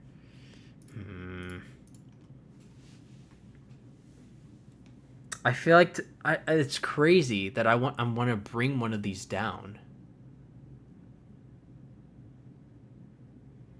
You know what? I recently changed my mind about The Apprentice.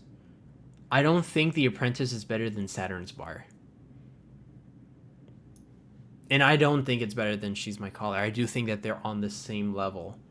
So, here we go. This is my top 20 for Gorillaz songs. And I'm going to rank them 1 through 20 right now. Watch this.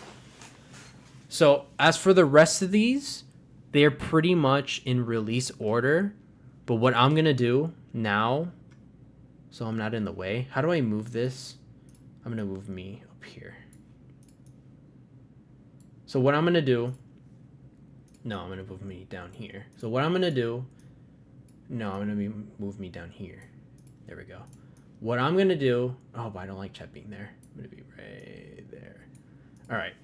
So what I'm going to do is I'm going to rearrange these to which one I like more than the other.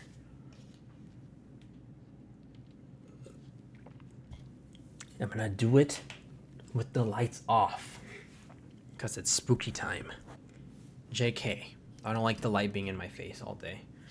So it's been an hour and 40 minutes. I went through all the corners, yes. I have to go with the one that looks most aesthetically pleasing. There we go. I think that works. But you can barely see chat though. I can't tell which one looks better. Top or bottom? Top or side?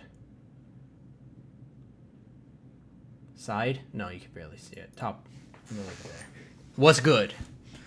Not much. Just finished ranking all of them. Thank you for the list. Yeah, the top looks better. All right, so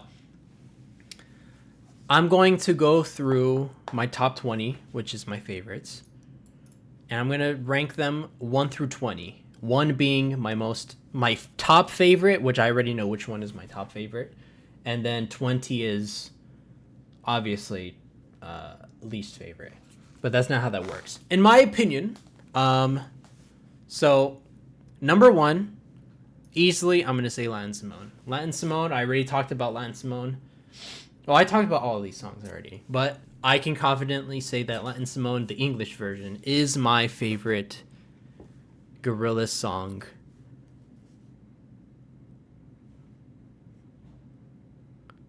Wait, something's missing here. Am I going crazy? Oh my god. I put it all the way down there. Oh my god. I just committed a crime. That's crazy. I was in... Wow. Why? When did I do that?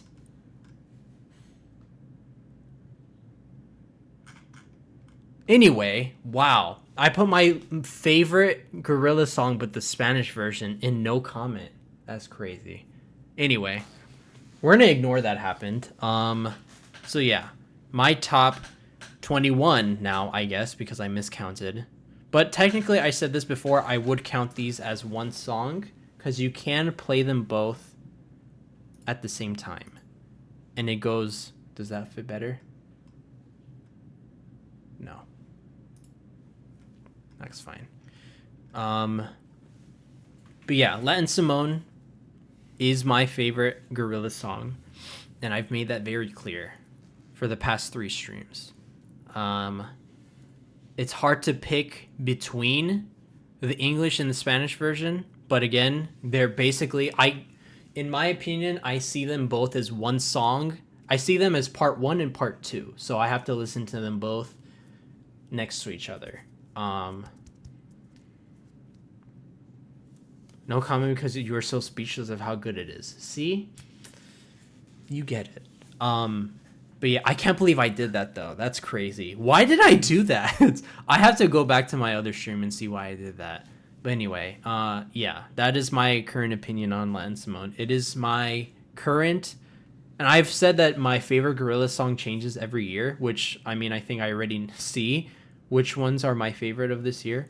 But currently, yes, I do think that Latin Simone, both versions are number 1, to be fair, but let's just say that the Spanish version is number 2 for now. Yeah. But then what's number 2? Shit. Now I see why I didn't want to do this, because this is so hard. How do you even do this? Like, what would I consider my second favorite ever Gorillaz song? This is so hard. I don't know. What? Okay, so let me think. Let me go one by one. Tomorrow Comes Today. Do I consider it better than 19-2000? Yes, I do. I do consider it better than 19-2000. So that stays. Is Dare...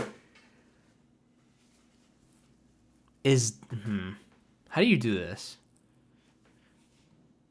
Okay, Tomorrow Comes Today is better than 19-2000. Is Dare better than 19-2000? Or Tomorrow Comes Today?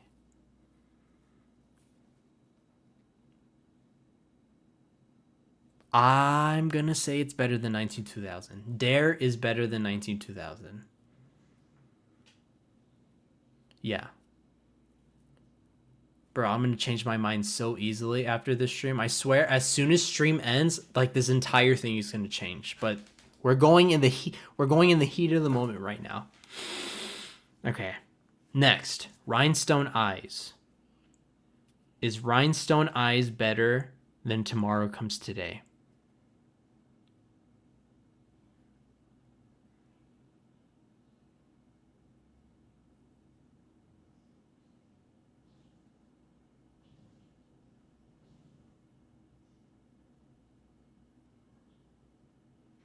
I don't know. I don't know. This is so hard. Okay, here's what I'm gonna do. I don't care, because I'm pretty sure that I'm already gonna be striked, or I mean, like, claimed to hell. So I'm just gonna go through every single one by one.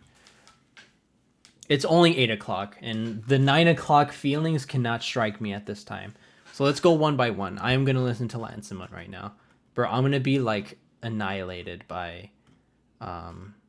I don't even know what their label is. I think it's part of the phone. Something British. All right. Let's go through the English version still. I'm going to play every single one of my top 20 and see how I feel about them. This is the English version from G-Sides.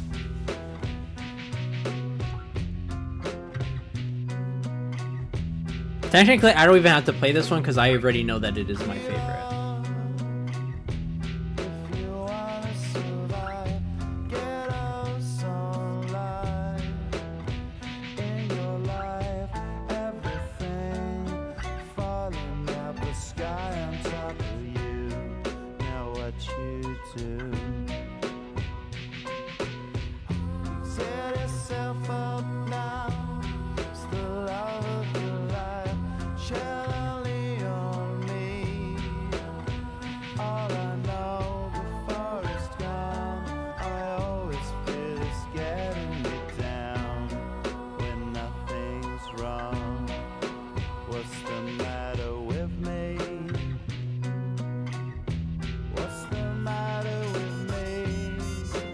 trumpets, man.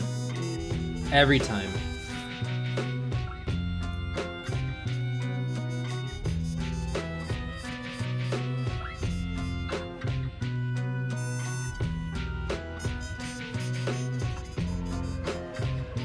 I love this one, especially.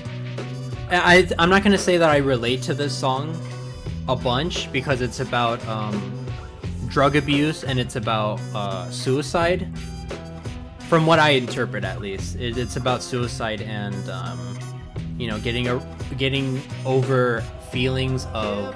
It's a conversation.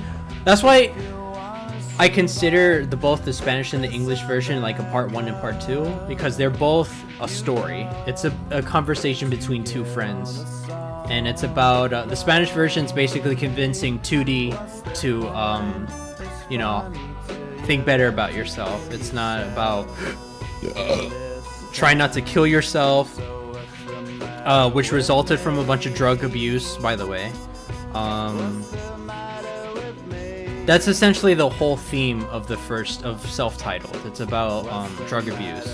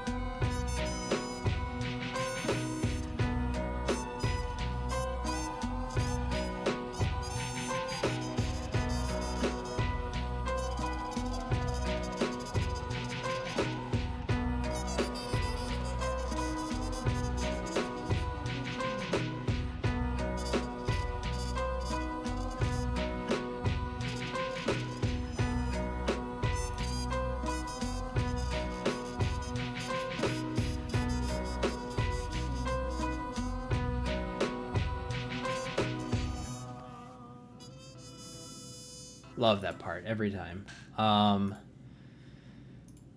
Again, it's not that I relate to the message of the song at all or the story at all. It's just I love the instruments used in the song. I love the lyrics. I love how everything comes together. I love how nostalgic it sounds, which I know using the word nostalgic for Gorillaz is like probably the worst use ever because I've only been listening to them for 8 years again. So Gorillaz should not sound nostalgic to me at all. I use nostalgic in the way that that it brings you to like the trumpets sound like you're in an old metropolitan city, like you're walking around New York City or something. Like it puts you in such that vibe that you're walking through a city. It reminds you of a better time in a life. That as well. I would say that as well. Being a kid in the early 2000s and staying home and watching movies on your DVD player or on your old static TV, and you know, every like movie you would watch at the time, live action, I mean, every live action movie you would watch at the time would be like in a dirty, like New York like city, and everything just had that sort of aesthetic. Like I talked about this theme before, like with BioShock and with the old Doom game and with Batman Arkham Asylum, all those games from before that have like that grimy, green, disgusting like filter over them. That's what the vibe I get from listening to this song is basically. So that's what I mean by nostalgic. Now for the Spanish second half, because I go back and forth between these two. I cannot choose between the two. I would obviously choose the English version because it's easier for me to sing along to. But as soon as I listen to one, I have to listen to the other. Like it's a one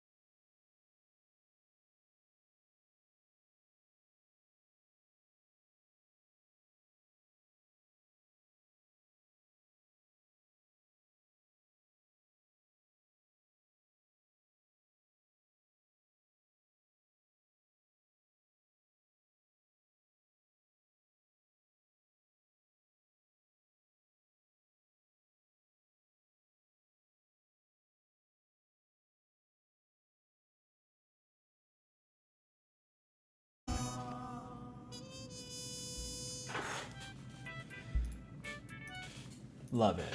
Every time. Never gets old, and I tell you, this has been my favorite song for like the past 2 years.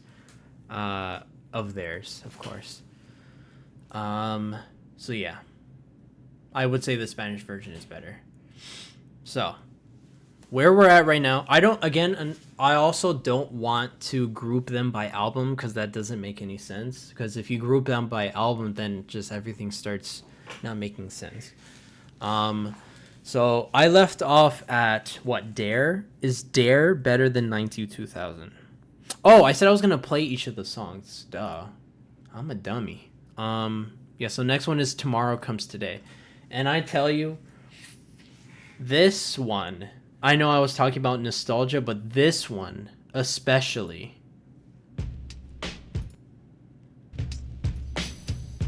This one has a music video. This one especially. Oh shit! I don't want it to be okay. Well, I guess it won't. We're all watching it together, I guess now. In terrible quality? Okay, thank you. As I said before, I don't want to use the word nostalgia because it doesn't make any sense in this context. But every time I've listened to this song before, it's made me nostalgic. Like, it captures the aesthetic of the early 2000s so well, and it makes you miss those times. Keep in mind, I was born in 2004, so I'm not that old. But every time listening to this song, I kind of want to relive those moments of like watching through a DVD player, watching those old. I should start using the word old. I wish I could just be a kid again.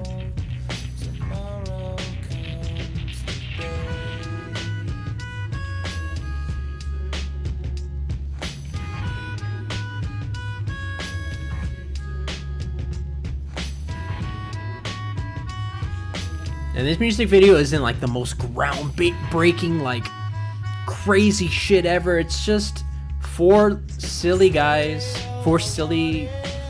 animated humans going around in the city. And I'm pretty sure this song doesn't even have like a message or anything. It's just it's like a song you put on. This one perfectly captures driving around downtown at night with empty streets. This is like the perfect vibe for that. Or driving around at night, period. It doesn't even have to be like downtown or in a city. Just driving around at night. It goes so well together.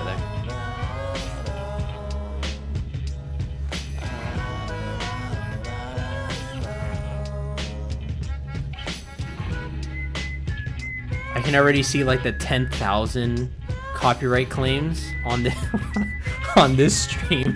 I'm gonna probably be assassinated soon. Drive back home dead at night on a dimly lit highway. Why did I say hallway? Yeah, that's like driving home on I don't even want to say US 1. Like you're passing by the airport. That's the aesthetic I get from this. This used to be my favorite song of theirs. Such a classic. Most of these are ones with music videos, keep in mind. So I'm not a LARPer, but Damon knew which ones were hits and which ones were bangers, and he's like, okay, let's make a music video for these. I do believe it is better than Dare. And Dare is a pretty awesome music video though. I love this one. This one's a classic. This one is a certified banger. Where's Dare? There you are.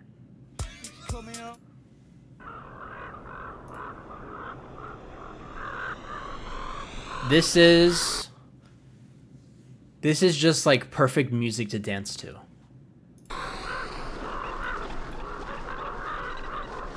Oh wait, they're like the Fortnite emoji song!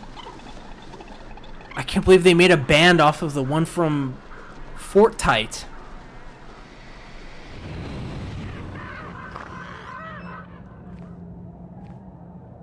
Hello.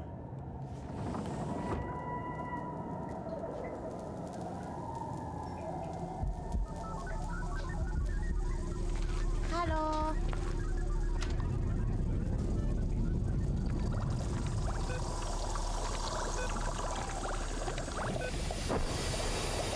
Iconic, that's the word I'm looking for.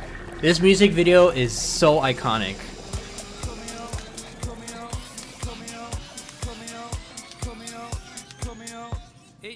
It's so wacky, and I love how it just makes no sense.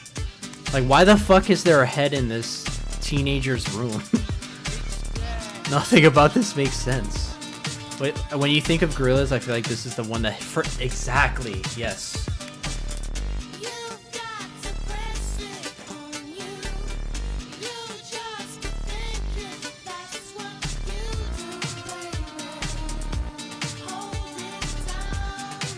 It's like perfect music to dance to. Like, if you're in a bad mood, just put this one on and you'll start moving instantly.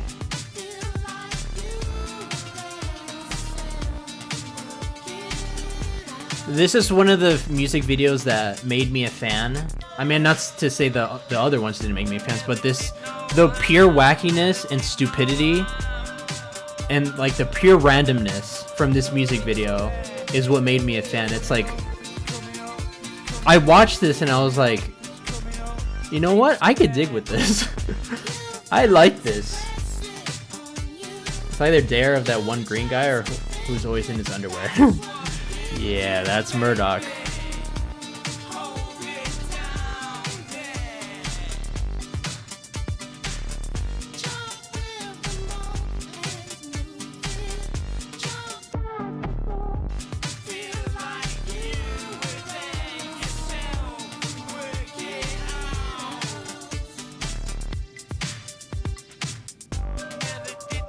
On any good day, I could say that this is actually my favorite of theirs.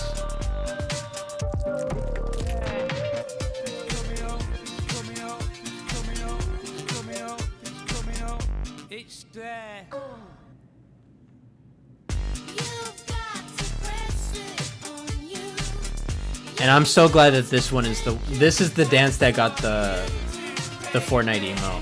This is the most deserving of them all.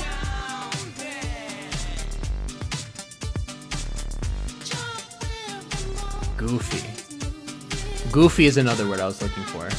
I love how goofy this music video is.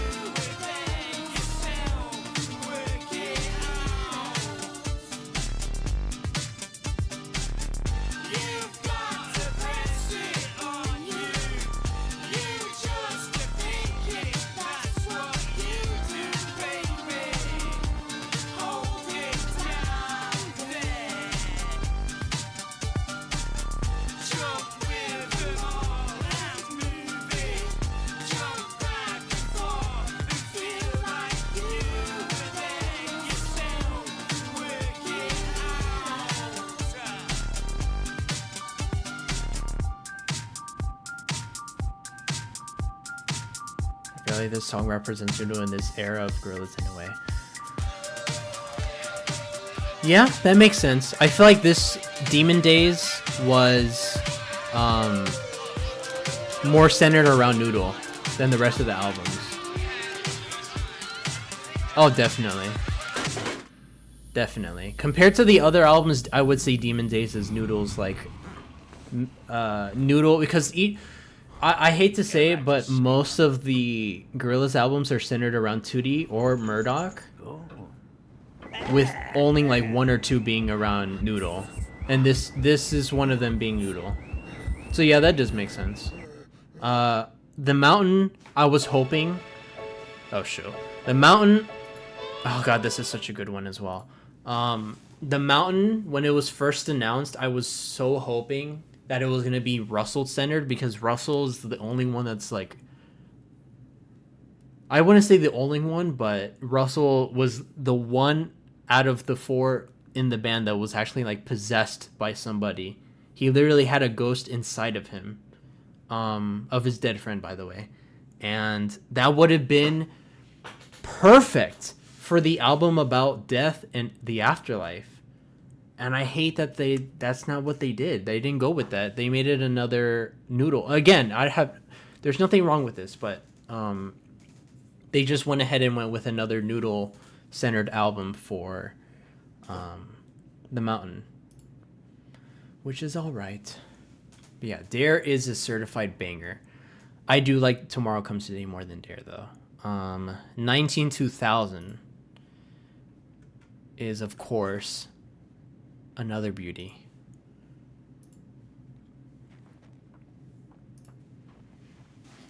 I love the random. Oh, look at my favorite song. And I love how random the music videos were.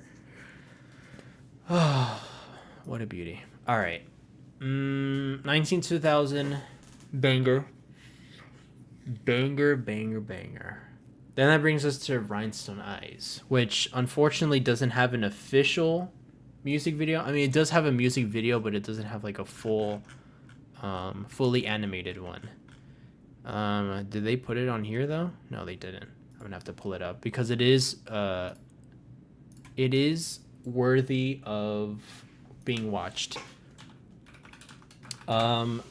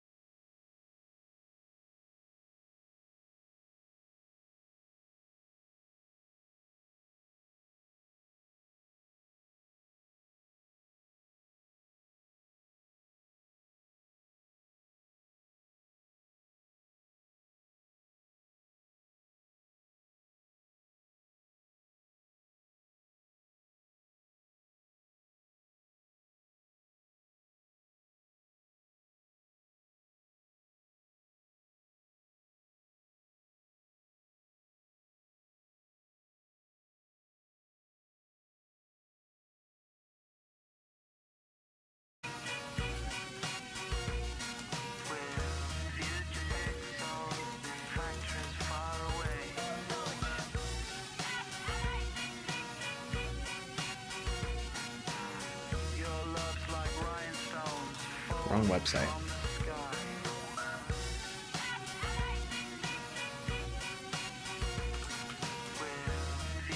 No, they haven't. Such a good one. So, this is all the Gorillaz stuff that they added, and I own every single one of these. I proudly own every single one of these. But instead of Rhinestone Eyes, which on Melancholy Hill is the most popular song from Plastic Beach, so it makes sense that they would add Melancholy Hill. But I went over why it's not my favorite already, and I much prefer Rhinestone Eyes, even Empire Ants. So I really wish that they went with either of those instead. So Rhinestone Eyes is, I would consider, is better than 192000. Is it better than Dare? No. Yes. No. No. Yes. It's too hard. I don't know. And I'm not talking about music videos. Obviously, music videos add to the experience.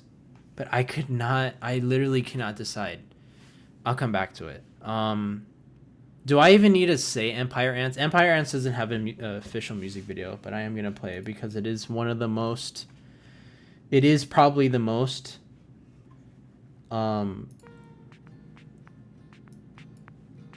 powerful songs out of all of these.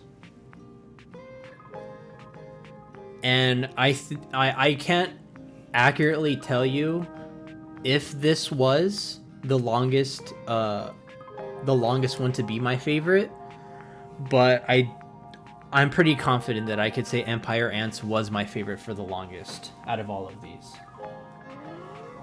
But right now,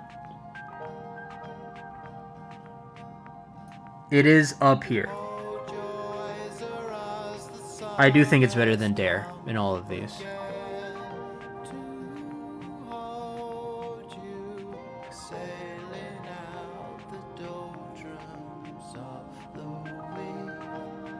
Is it better? Is it better than Tomorrow Comes Today, though? Oh my god, I don't know.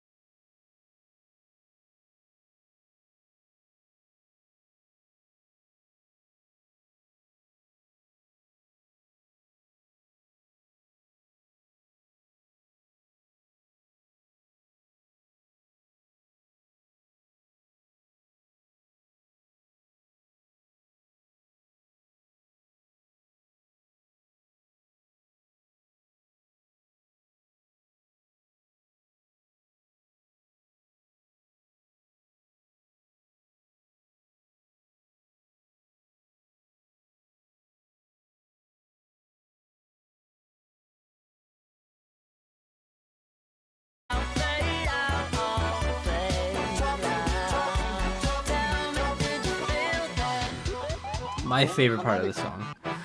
I love that so much. Down low. Fade out, oh, fade out. Easily my favorite part of the song.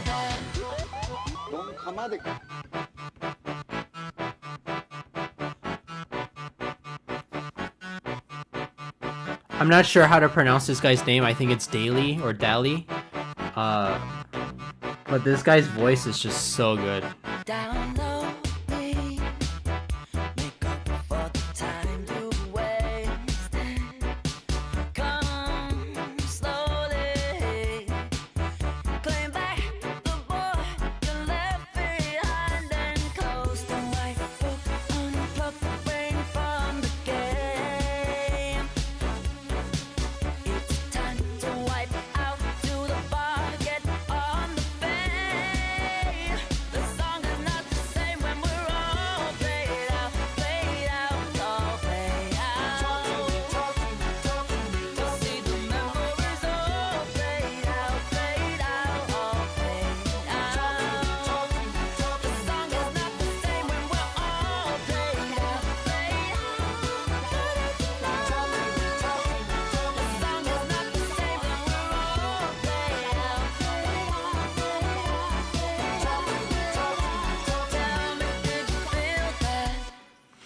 And he got there late.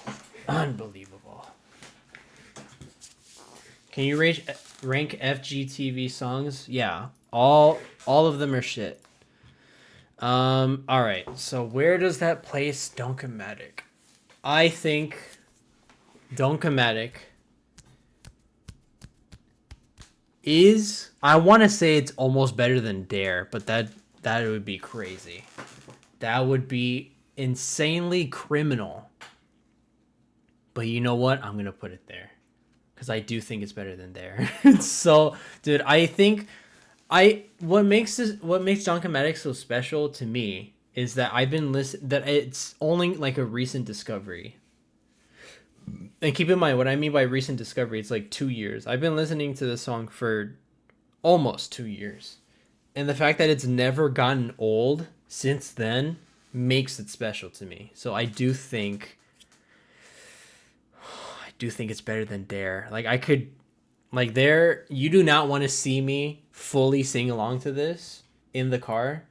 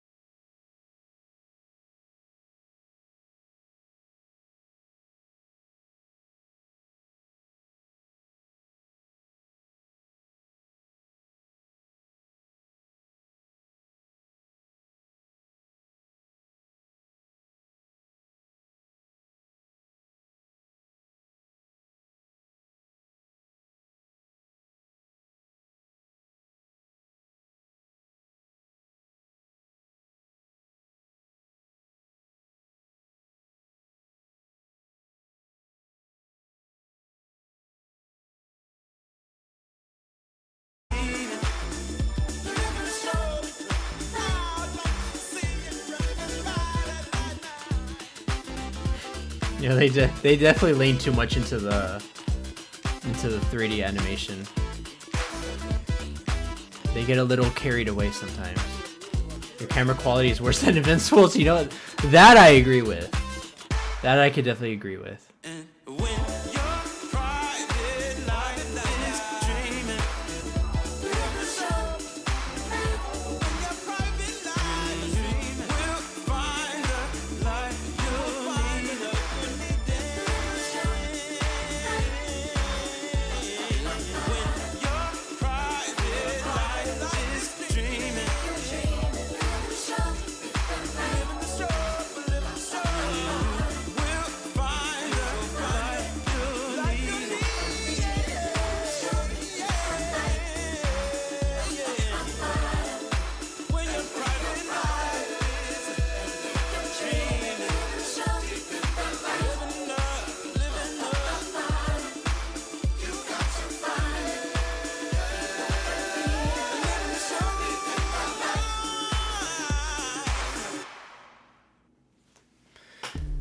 Almost convinces you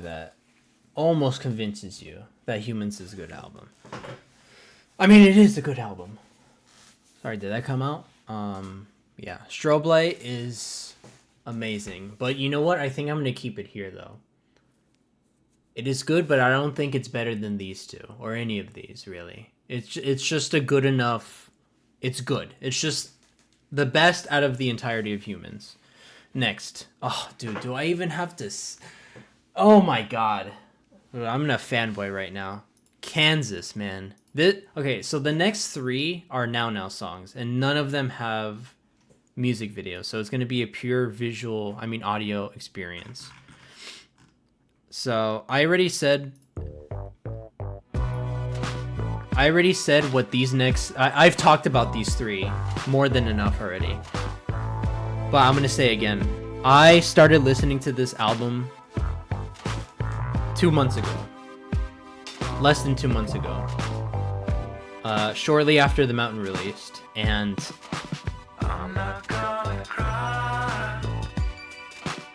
whatever happened in my brain that made me realize that this is one of their best albums. And the fact that these three do not even have music videos makes it even more upsetting that I didn't listen to these before. I did.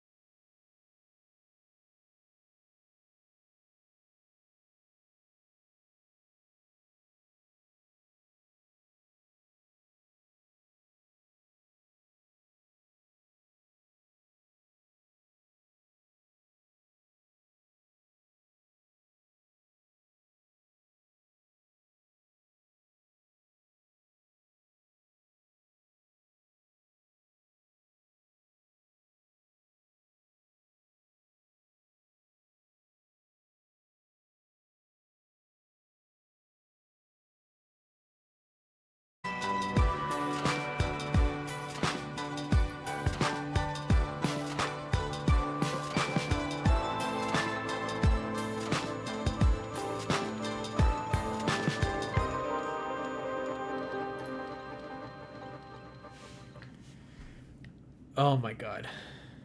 That was definitely a mistake because now I cannot put it any lower than number one. I just, it's impossible. I love Kansas.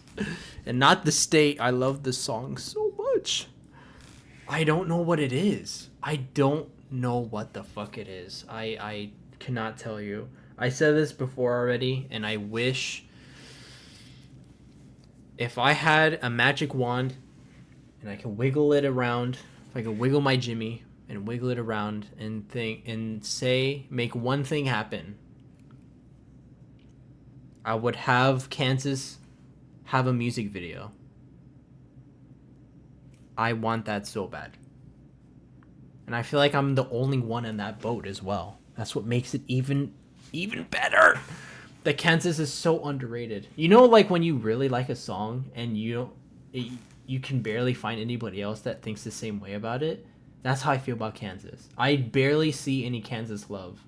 Like when people talk about the Now Now, they talk about Humility, they talk about Trans, because those are the only two that have music videos. But then after that, it's Sukai, and I barely see people talk about Fireflies. But then there's Kansas. Nobody talks about Kansas, and that makes it even better. The fact that nobody else shares this amount of love for Kansas. I think besides the Moon Cave or the Manifesto, Kansas might be my favorite song overtaking Latin Simone for the year. I love it. I've been listening it to every single fucking day for the past 2 months. So yes, I think it's safe to say that Kansas is my favorite Gorillaz song right now. And I know I was like going off and saying Latin Simone is right now, but I wasn't even like thinking about Kansas. That I was in a completely different headspace 30 minutes ago, okay? Oh man, but then there's Fireflies. Like this is another near perfect, already perfect song. I'm not going to say near perfect. These are perfect songs. Every song in here is perfect.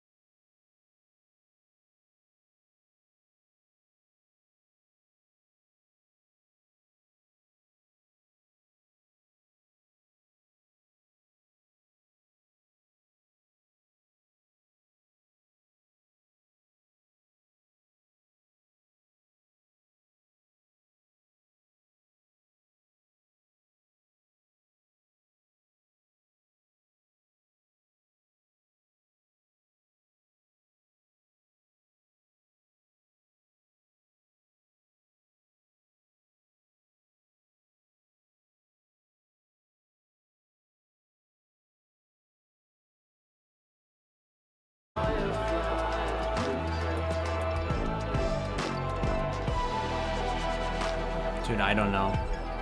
I honestly don't know. This is the hardest decision I've ever had to make.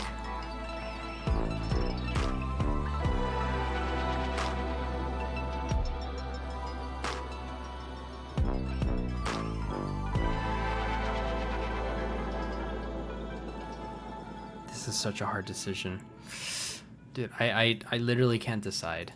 I don't know. I do not know if I like Fireflies more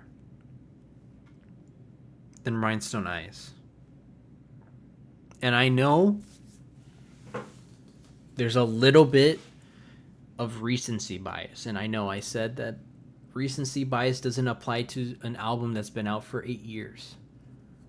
But it's the fact that I finally understand the album now, and that I've been listening to it nonstop for the past 2 months. That makes it feel like there's a little bit of recency bias right now.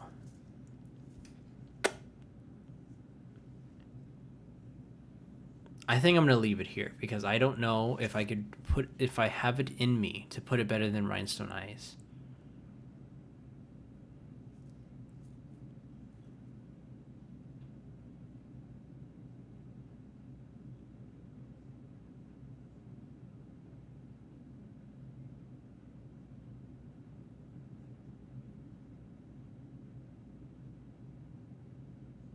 Okay, I'm gonna leave it there. I think I'm fine with it being there. What's gonna be even more difficult is ranking Suikai. Oh my god, this one's just.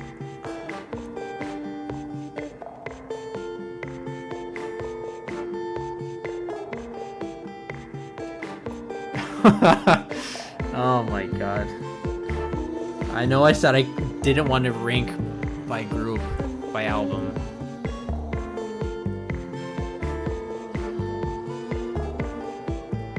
Oh, but it's up there.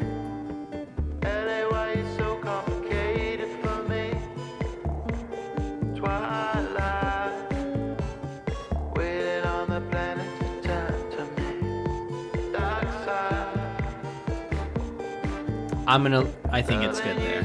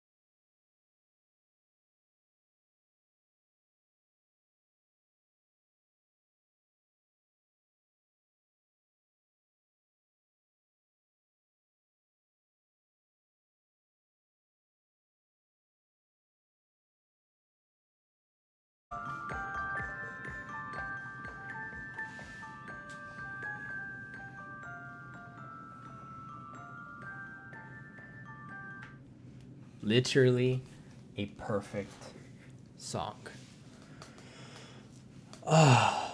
It is a perfect song that is better than Duncanmatic. That's for sure.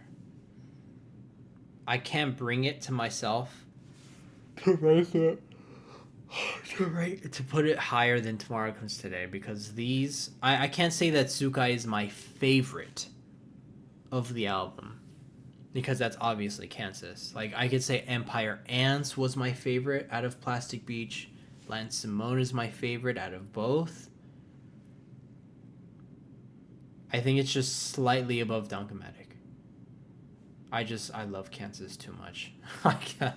I love Kansas way too much that it brings Tsukai lower, if that's even possible. But yeah, that leaves us with my two favorite albums now. And I think I could pretty much do this without listening to each of them. So, Momentary Bliss, I've already provided context as to why I like it so much. Quick reminder or quick refresher. Momentary Bliss is not just a song that I like listening to. It's a song that helps me bring me back to a simpler time when I was in high school, when, like, right before COVID quarantine happened, getting home from school, platinuming a few games,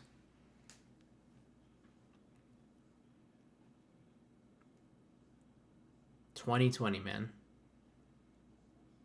January 2020. Bro sat here for 3 hours and ranked songs when I could be playing Rocket League. Dude.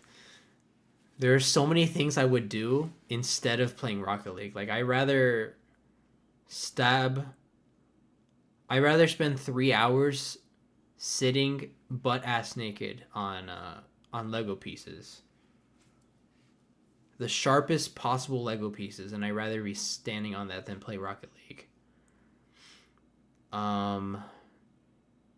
It is so hard to rank Song Machine songs. Like, this is why I didn't want to do this in the first place, because they're not even songs at that point.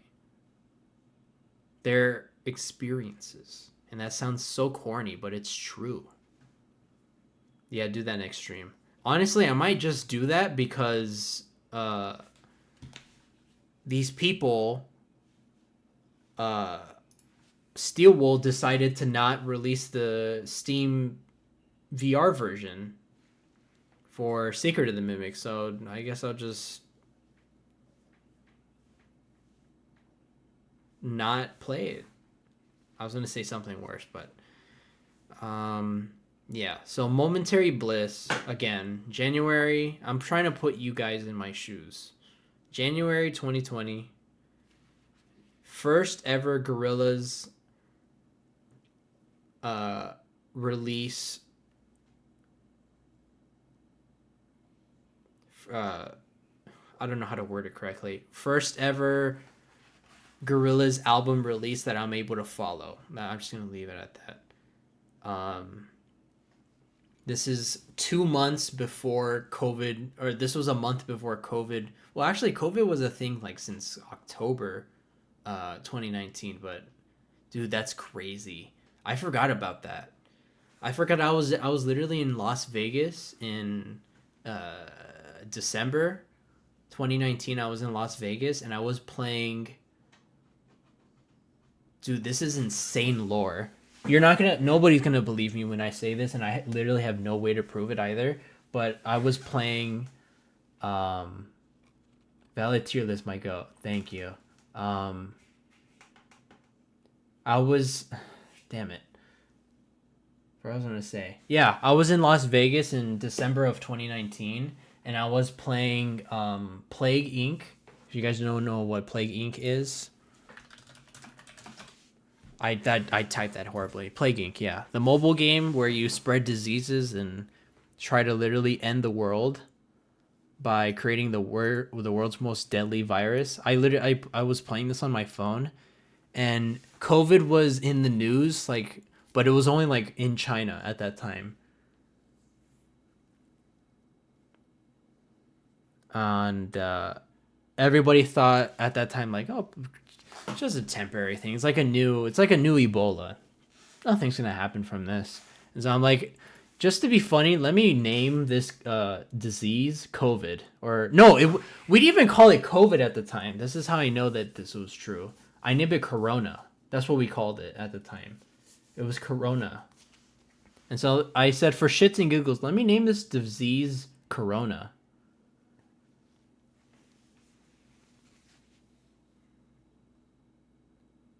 Little did I know, 2 months later, everybody would be forced to stay home because of this disease. At least I got to go to Las Vegas before the world ended temporarily. Yeah, so with all that said, momentary bliss.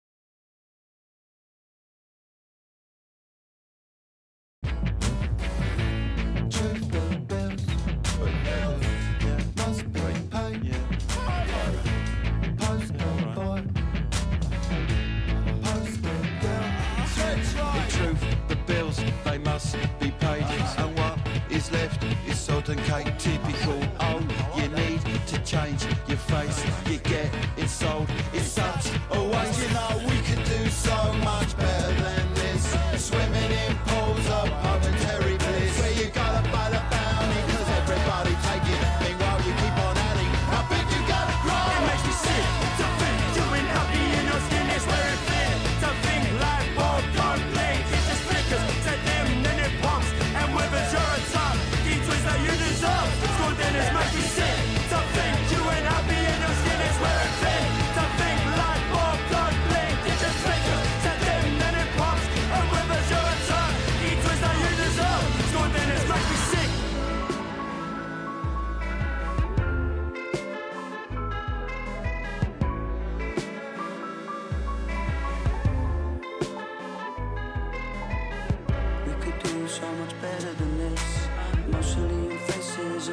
momentary bliss.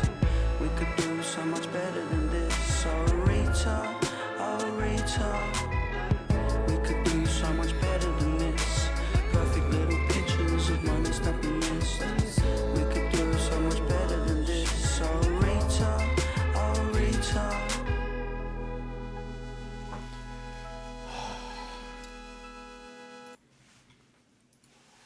I got transported to a different time listening to that.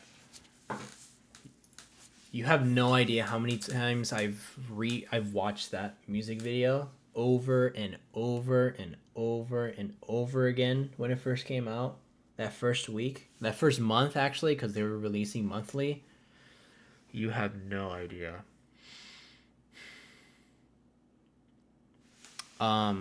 With that being said, again, I'm gonna rank them. I'm gonna try ranking them as songs. I do still believe Song Machine is my favorite. I do believe it is their best album, because of the art direction, single-handedly. It is the art direction that they went with this album that makes it shine above the rest. Nothing against The Mountain or the Now Now, of course, Cracker Island. But I think what they did with Song Machine was so creative and influenced my soul in a certain way that no other album has yet. That's why I think it's better than the rest. But what I'm going to do next is not going to justify anything I just said right now. It is better than Strobe Light. The thing is with Momentary Bliss, it's not about the song. It's about how it puts you... I'm not even going to say, because I've been saying this with a bunch of other songs, that it puts you in the mood, that it gives you a certain vibe. What Momentary Bliss did is that it set your expectations for the rest of the album. You could argue that Momentary Bliss sounds like typical British rap garbage, and to a certain point, okay, but I don't listen to British rap. I don't usually listen to British music, period, because they all sound the same. But Momentary Bliss is good because it's Gorillaz. So with that, I do think it's better than Strobe Light. It's better than... I think it's... this doesn't mean, again, it's... everything here is above everything else that's here. So whatever is not up here doesn't mean that it's bad. I don't think it tops 19-2000 song-wise. I am ranking them song-wise. So I do think it is better than Strobe Light.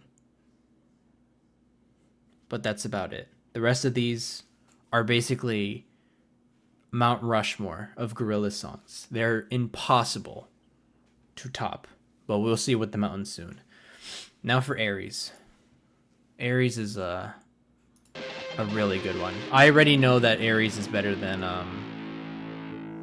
Aries. What? They didn't put the music video for these? What? That's criminal. Come on. You're telling me I have to search up the rest of these on YouTube? Ugh.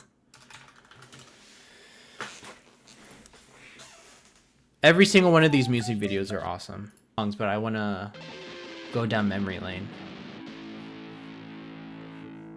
Aries.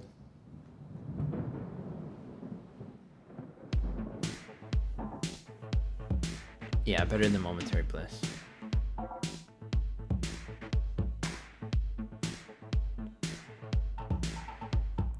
I also really like what this album did for Murdoch. This album was Murdoch centered. It's Murdoch's relationship with the rest of the band because of everything that he put them through, like after Plastic Beach especially.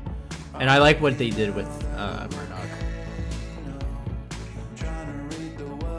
It kind of starts here the lore, it kind of starts with this music video that he injects 2D with something random, but then at the end it's like, oh, it was pretend because they're on a green screen actually. So I'm not sure what really happened with that. But then it gets to Désolé. Oh, actually, I shouldn't talk about Désolé yet. I'll talk about it more in the next music video. But yeah, what this album did for Murdoch's character was really nice.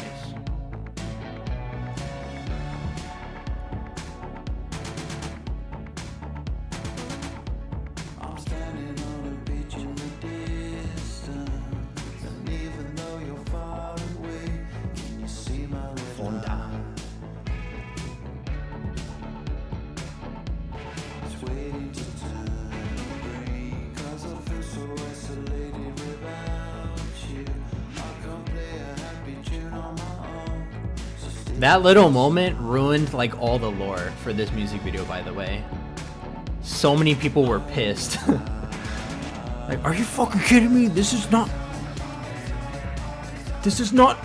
respectful to the lore, dude.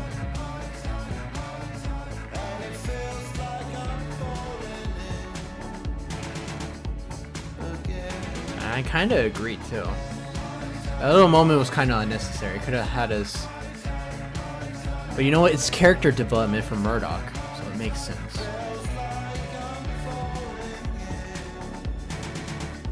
Once again, I'd like to know another song that is perfect for when you're driving.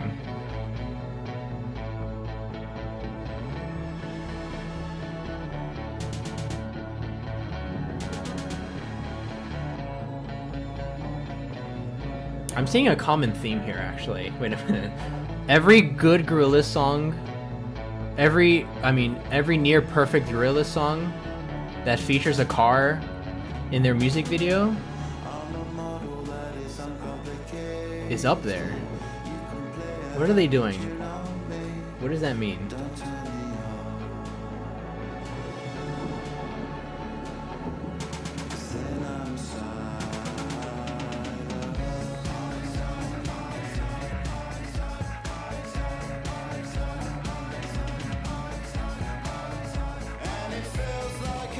This was released in February of 2020.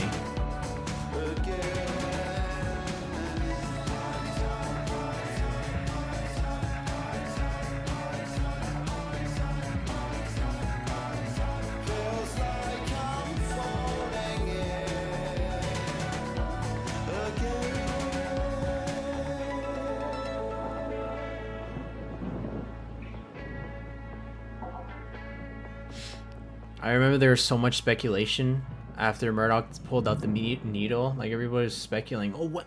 Noodle's on the phone right now. Noodle's on the phone trying to call Murdoch. Trying to find out what he injected into 2D. Oh, look.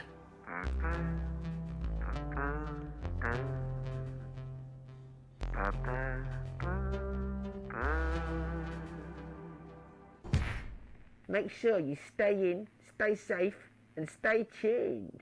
Oh yeah, and keep washing your hands. Sweet. February 2020, man. Oh my god. That's when COVID killed everybody. Yeah. It is better than Momentary Bliss. And I know I said I didn't want to group them by album. And both of them happen to be car and driving related. But I do think 19-2000 tops both, unfortunately. But we'll see. Next one is Désolé. Wait, no, it's Friday the 13th, I think. Hold on.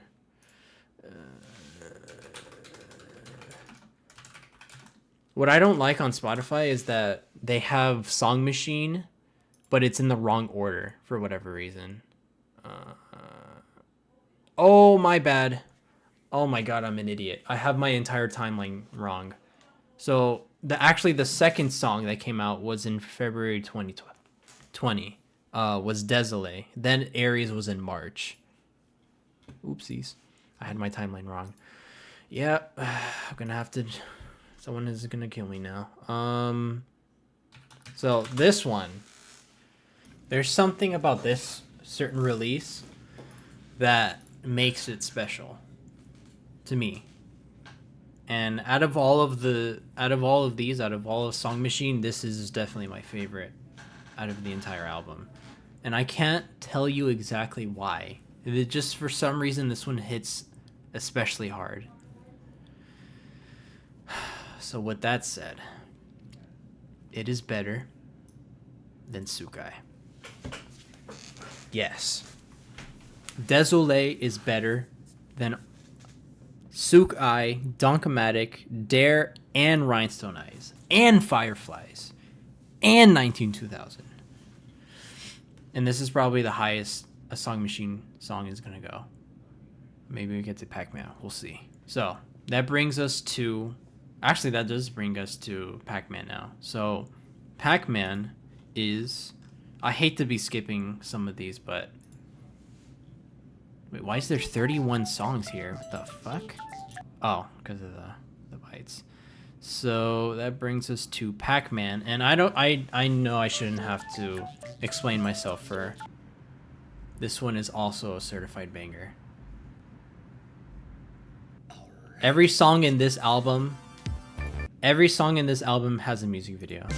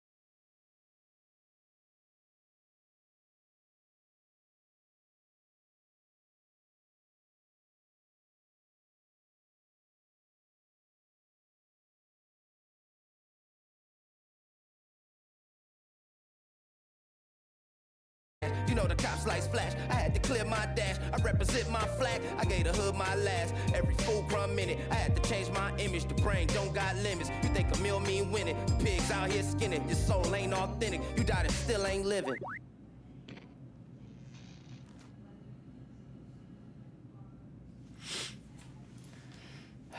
It's close, real close to being as good as Désolé.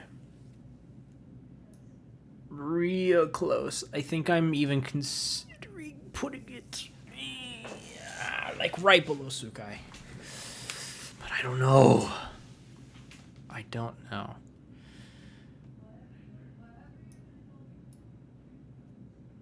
Alright, I'm going to leave it there. It's not better than Donkomatic. But it is so close. I'm telling you, the line between each of these, the line between every single one of these is so small. There's almost no difference. It's like on the molecular level that how close are these to being on the same level. But it's just not there. I'm gonna actually no. All right, the next one is the Pink Phantom, and this one needs almost no introduction. Where's the Pink Phantom?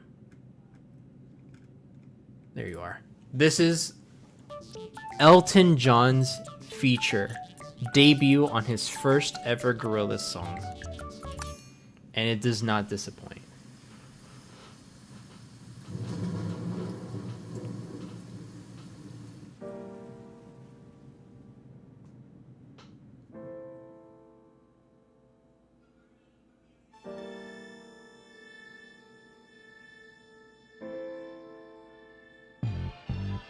You've more or less forgotten me this summer,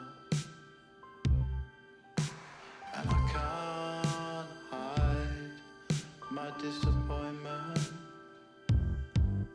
I was on my way in the Phantom 5, To be with his eyelashes. the one you gave away. Try to tell you that I love you, but I'm choked up. You forgot, and that makes me feel like no love. Did you ever really there? Did you ever really care? Wait, I got so many examples of all of the good times we had. Long summer nights, held you a long time. Put your name in my rhyme. Refresh your memory of where you wanna be. The phantom's on the way. She's coming. Oh my god, it's Elton John! To get to Atlanta on a peach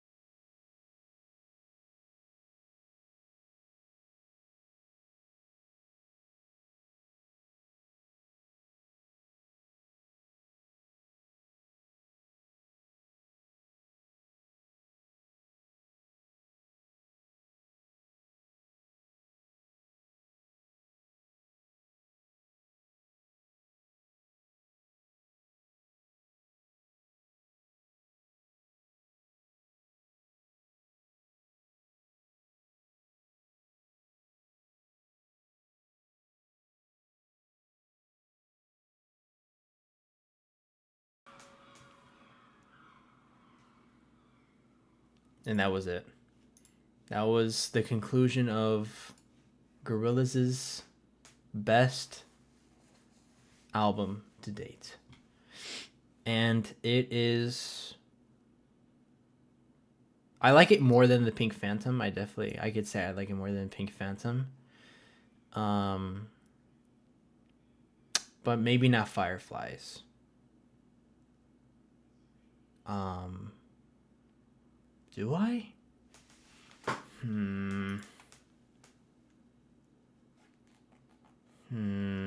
I mean, Lee John is so good in this song.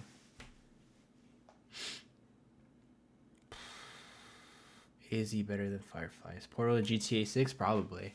It's probably where they went. Kind of crazy that all... Oh, last time I said this, I jinxed it. That GTA 6 got delayed. But Resident Evil 9, which, by the way, I still need to play. As soon as that goes on sale, I'm buying it. And when I do buy it, I will be streaming it. But when...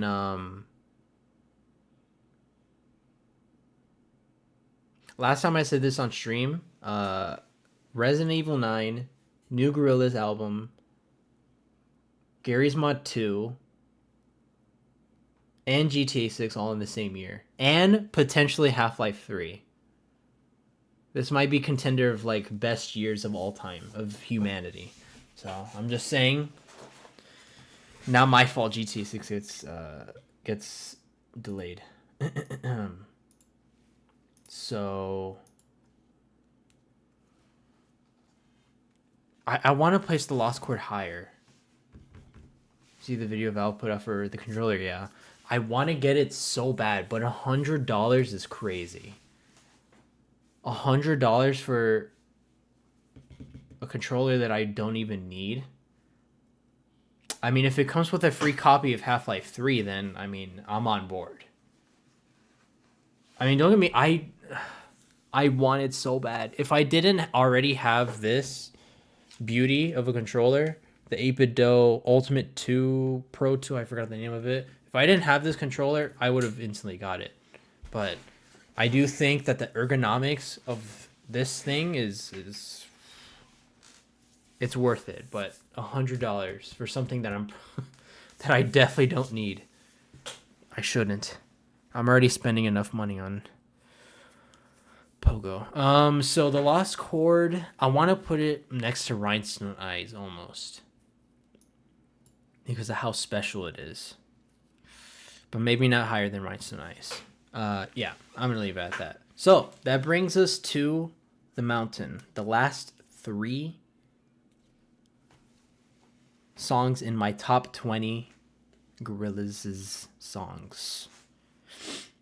And with that said, I'm going to play the entirety of these 3 songs. Maybe not the manifesto because it's 7 minutes long, but I'm going to play the entirety of the Moon Cave because I need to share this. I mean, it's almost 5 minutes long, and I'm telling you right now, these are the shortest 5 minutes of all time.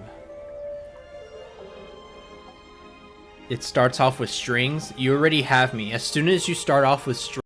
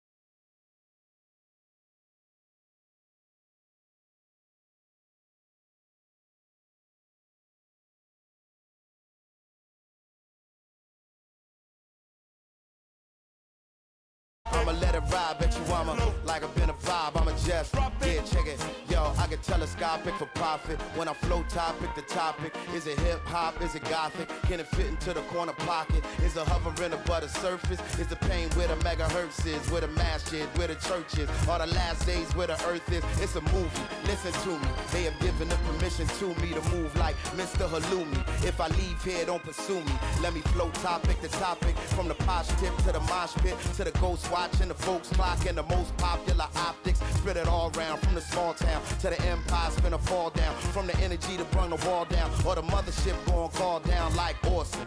The heat gon' be scorching, the beat gon' need voices. The sound downright awesome, but downtown like different than the sounds y'all like. Let me break it down for 'em like, hold up. This is the worst part. When it ends. Oh my god. Maybe I should just wait just a little bit.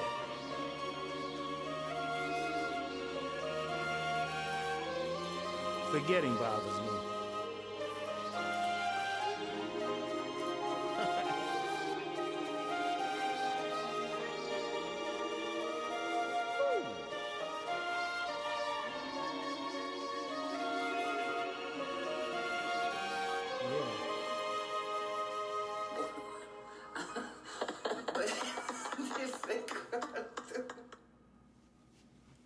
Best 5 minutes of my life ever listening to that song. Oh my god. I don't think in like a million years I could ever get tired of that. I've been listening it to every day for the past 2 months, so clearly it hasn't gotten old yet. But yeah, no, easily I think I'm really comfortable with putting this at number 2. Cuz Kansas exists. Obviously this could change in like the next year or so, but right now this is how I feel. I'm gonna save the manifesto. I'm gonna save the manifesto for last because I know that it is higher than this. For Damascus is another very special one that I know a lot of people could agree. I've seen a lot of love for Damascus. And unfortunately, this is also another one that they released before the full album. So I had all the goodness spoiled to me. Pretty much the only one that I got to enjoy full experience was the Moon Cave. These two were already spoiled for me.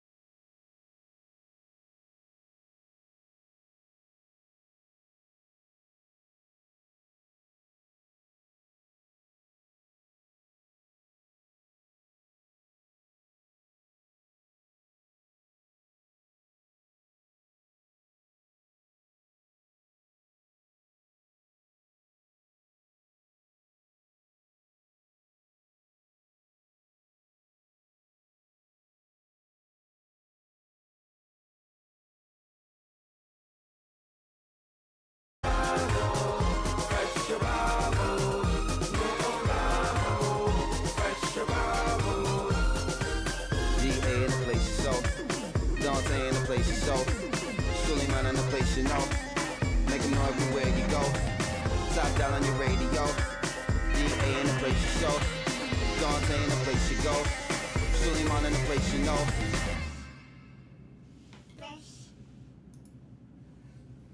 So good.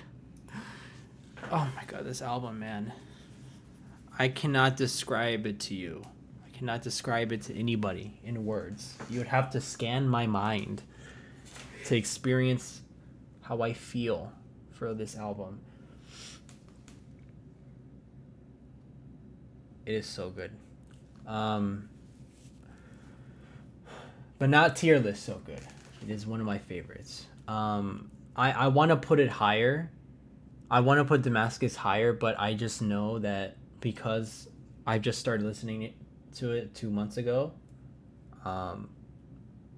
that it wouldn't be fair to the rest. But, you know, time will tell, and I know it's probably going to move up.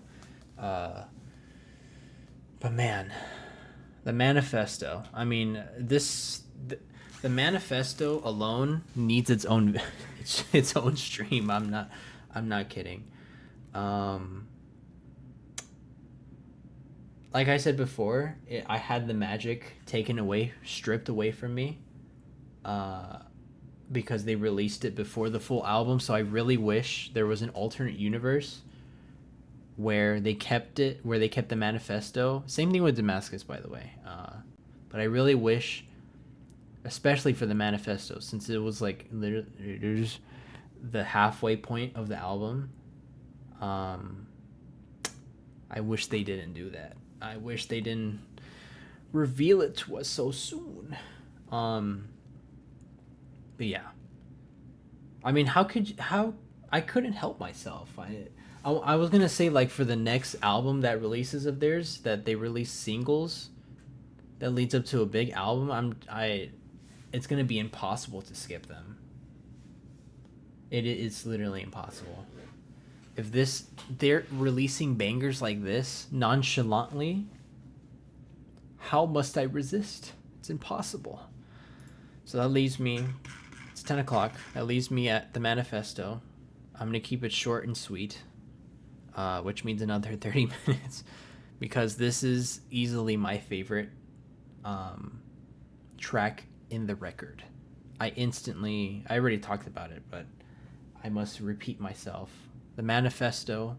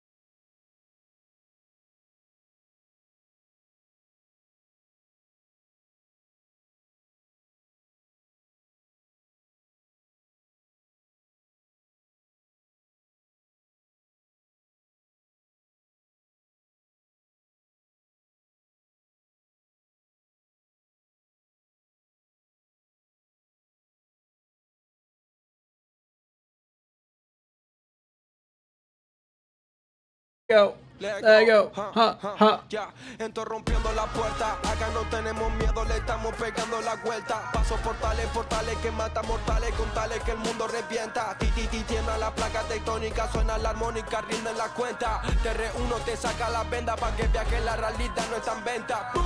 Sigo buscando el final del túnel. Busco esa luz que al final nos une. Solo los buenos son los que suben. Las almas levitando como el volumen. Solo uno más en el cardumen. Busco la paz todos los lunes. Soy de los que asumen a su mentira. De los que respiran cuando no hay perfume.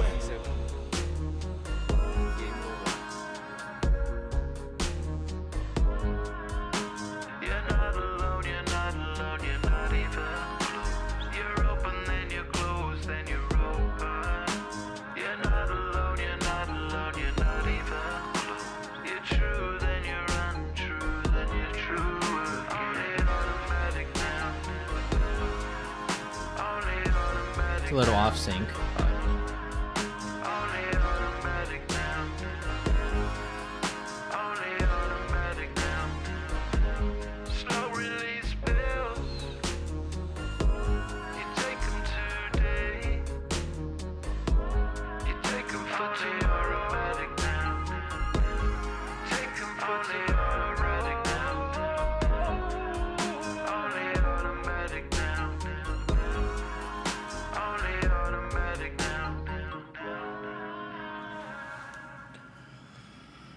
I know I said this previously, but that is the best 7 minutes and 19 seconds of my life.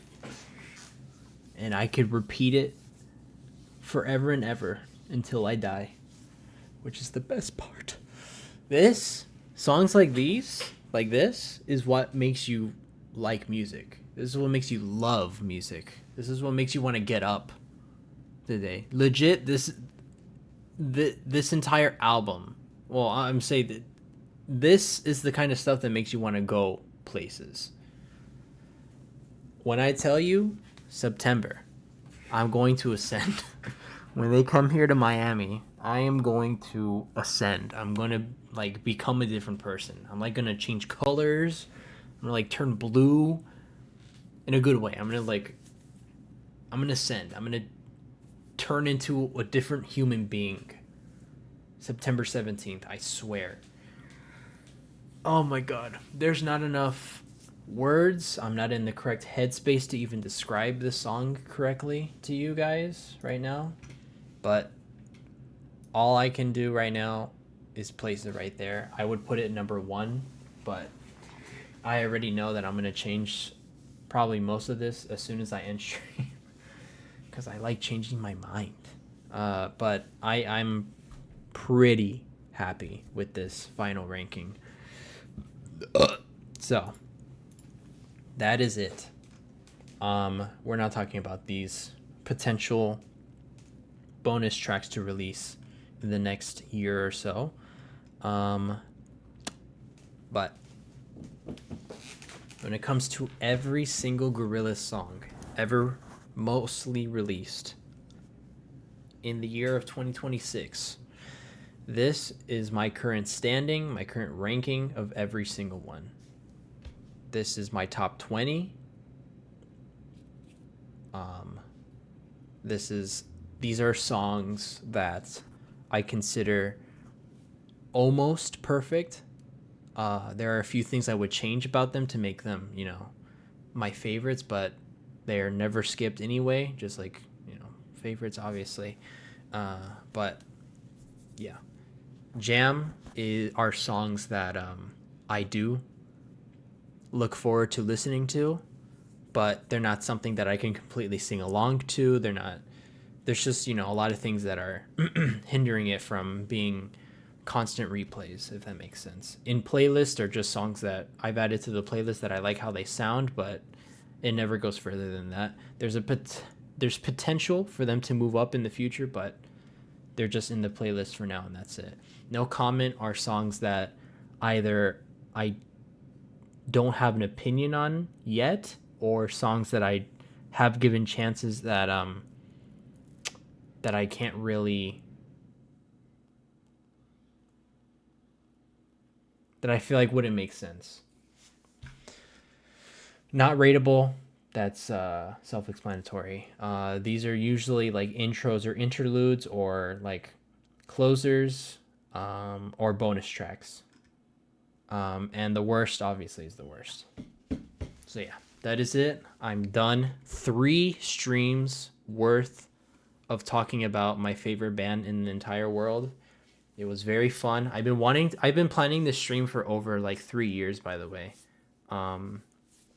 Ever since I started the 3rd channel, I've been wanting to do this, but I feel like a video would just take way too long. And I just hate writing scripts for videos. So I made it into a stream. Thank you, Eddie. Thank you, Bobble. Thank you, Joe. Thank you, Space Cowboy Cat. Thank you, Big Back Snorlax, for stopping by as well. Dino at the beginning talking about his migration to Germany.